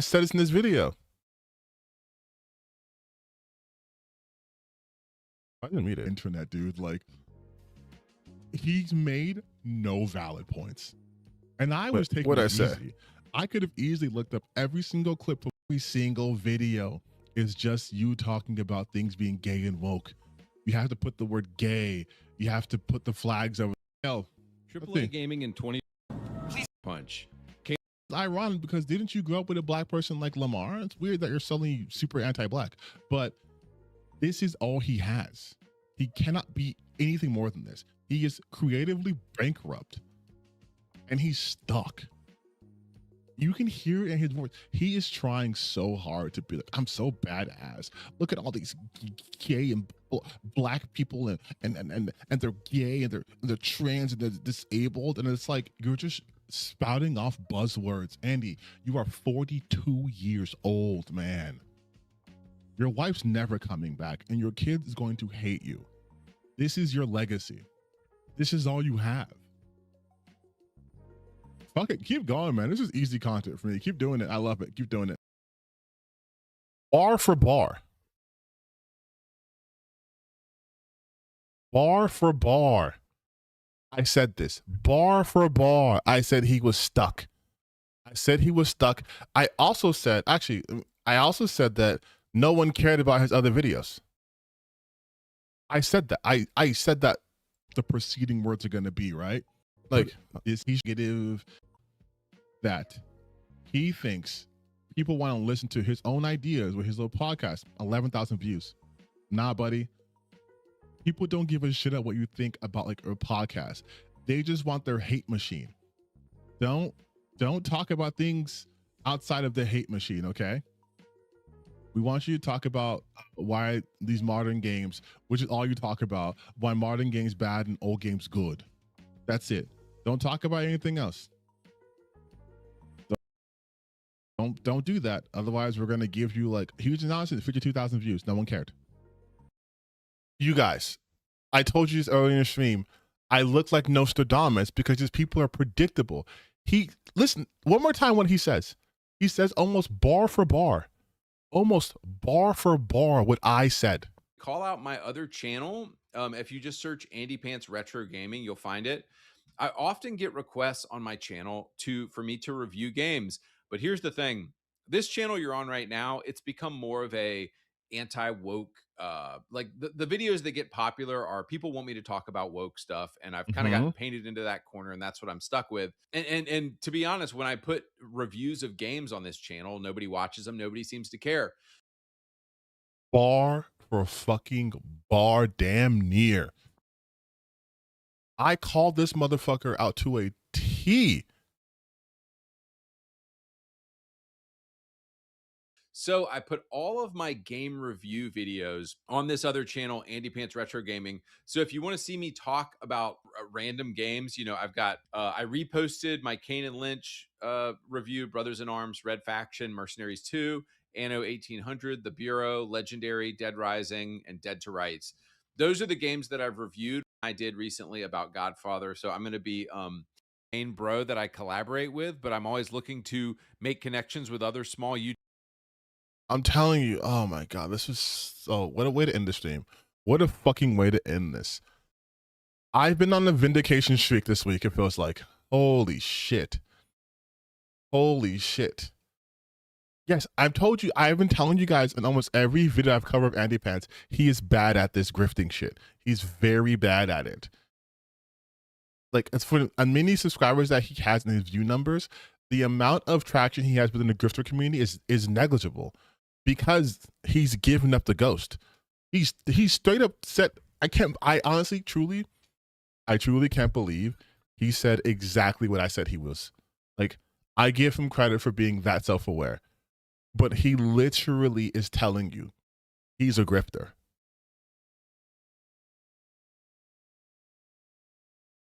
I mean, he has 200,000 subscribers. There probably are some people who want his reviews or whatever, but like, oh, it's just so good. It's so good. This is so good. He doesn't even pretend that he's not a full-on grifter. And you had freaking, that's a Ravens vision. I have my observation hockey was going nuts, okay? But I told you guys something about myself, right? A while ago. I said I'm a real hater. Don't worry, I'll put this on YouTube. I said I'm a real hater. I know what it's like to actually hate things because I will do the research to look into it and articulate why I don't like something. So I can tell when someone's faking the hate. I hate these motherfuckers. I hate all these grifters. I hate them so much. And my hate's pure and real. So I can spot when they're fake. That's why I say Synthetic Man's the GOAT. He's a real, genuine loser. He truly hates his life. Everything about him is misery. He gets watched because he wants to see a man deteriorate. His audience doesn't like him. But for Andy Pants, I smelled that fraud a mile away. I smelled that shit a mile away. Bar for fucking bar. I said that in my last. I uploaded that video on Andy Pants 3 days ago. He uploaded this video 1 day ago. And this isn't even the first time I have mentioned that fact about him. I've said that for over like the months I've been watching his videos on and off for content. This is what he is. He is a soulless fake man. He has to dip into the anti-woke well every fucking time. He admitted himself that if he talks about anything else, no one fucking cares. No one cares. Right? And unlike Andy Pants, I have not tied my entire financial future into being some sort of angry man on the internet. Exactly. May he find peace because it won't be from us. Exactly. He's not. I love this shit. I told y'all, and I've been telling y'all, these people are fucking miserable. I have stated this so many times. I have made this video about them being miserable so many fucking times. So many fucking times. And now you're seeing it. You're seeing it with Chibi. You're seeing it with Nux. You've seen it with Tectone. You're seeing it. These people are miserable. Like, I have literal videos. I have literal videos talking about how grifters want you miserable. These people are miserable. Perpetually unhappy groups. Like, I have spoken about this. I have spoken about this at length. These people want you miserable. But guess what? You don't let them succeed. You don't let them succeed, and you see what happens. He used to be progressive because it was popular. But once you see how easy it is to be a right-wing grifter, and you just do shit for money, of course you're going to grift to the right. The only person right now grifting to the left is Mizkif. It's right. I have true abhorrence. He doesn't get exactly. I am a real hater. Okay. When I tell you I hate some shit, I mean it. I'm not saying this because it's popular. In fact, my stance, especially in the gaming space on YouTube and Twitter and Twitch, is extremely unpopular, actually. I have people who watch my content to hate, which, you know, fair is fair. I do other people's content too. But I have people who hate me because I'm not, you know, a fucking misogynist, a piece of shit. Right? I'm not a bigot. And they hate that. And they hate that because I look like a person who they want to be. Like I said before, I'm 6'9". I work out. I have a beard. I mean, come on, look at my face. I'm attractive. And I'm the things that they said that they were taught, like, oh, if I'm like this, then I have to be an asshole. And I'm not. And they don't like that shit. That's why they'll go to someone like Tectone and be like, that's my boy, because he's also 6'7". I'm 6'9". But he's 6 foot whatever. And he's, you know, he's a degenerate and he's awful and terrible. And he makes me feel better because I don't have to aspire to be better. And he's successful. So therefore I can be shitty. And then you see what's happening to him.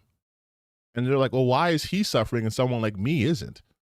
I'm a smaller channel, but why am I not suffering? Because I'm not putting myself in situations to be around shitty people.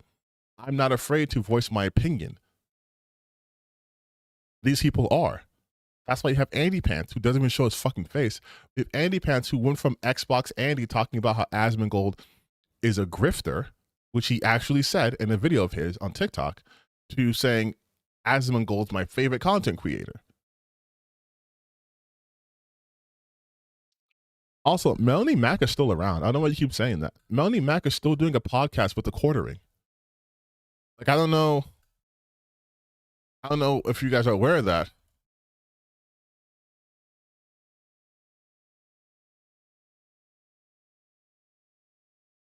But they still stream with each other. I think she's what, let me check. The quartering streaming channel.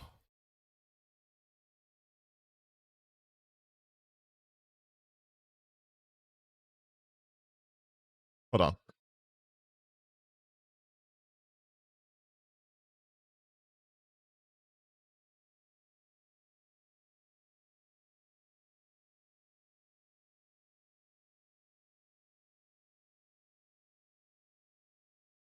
Sorry. But yeah, I'm pretty confident that they're still streaming together.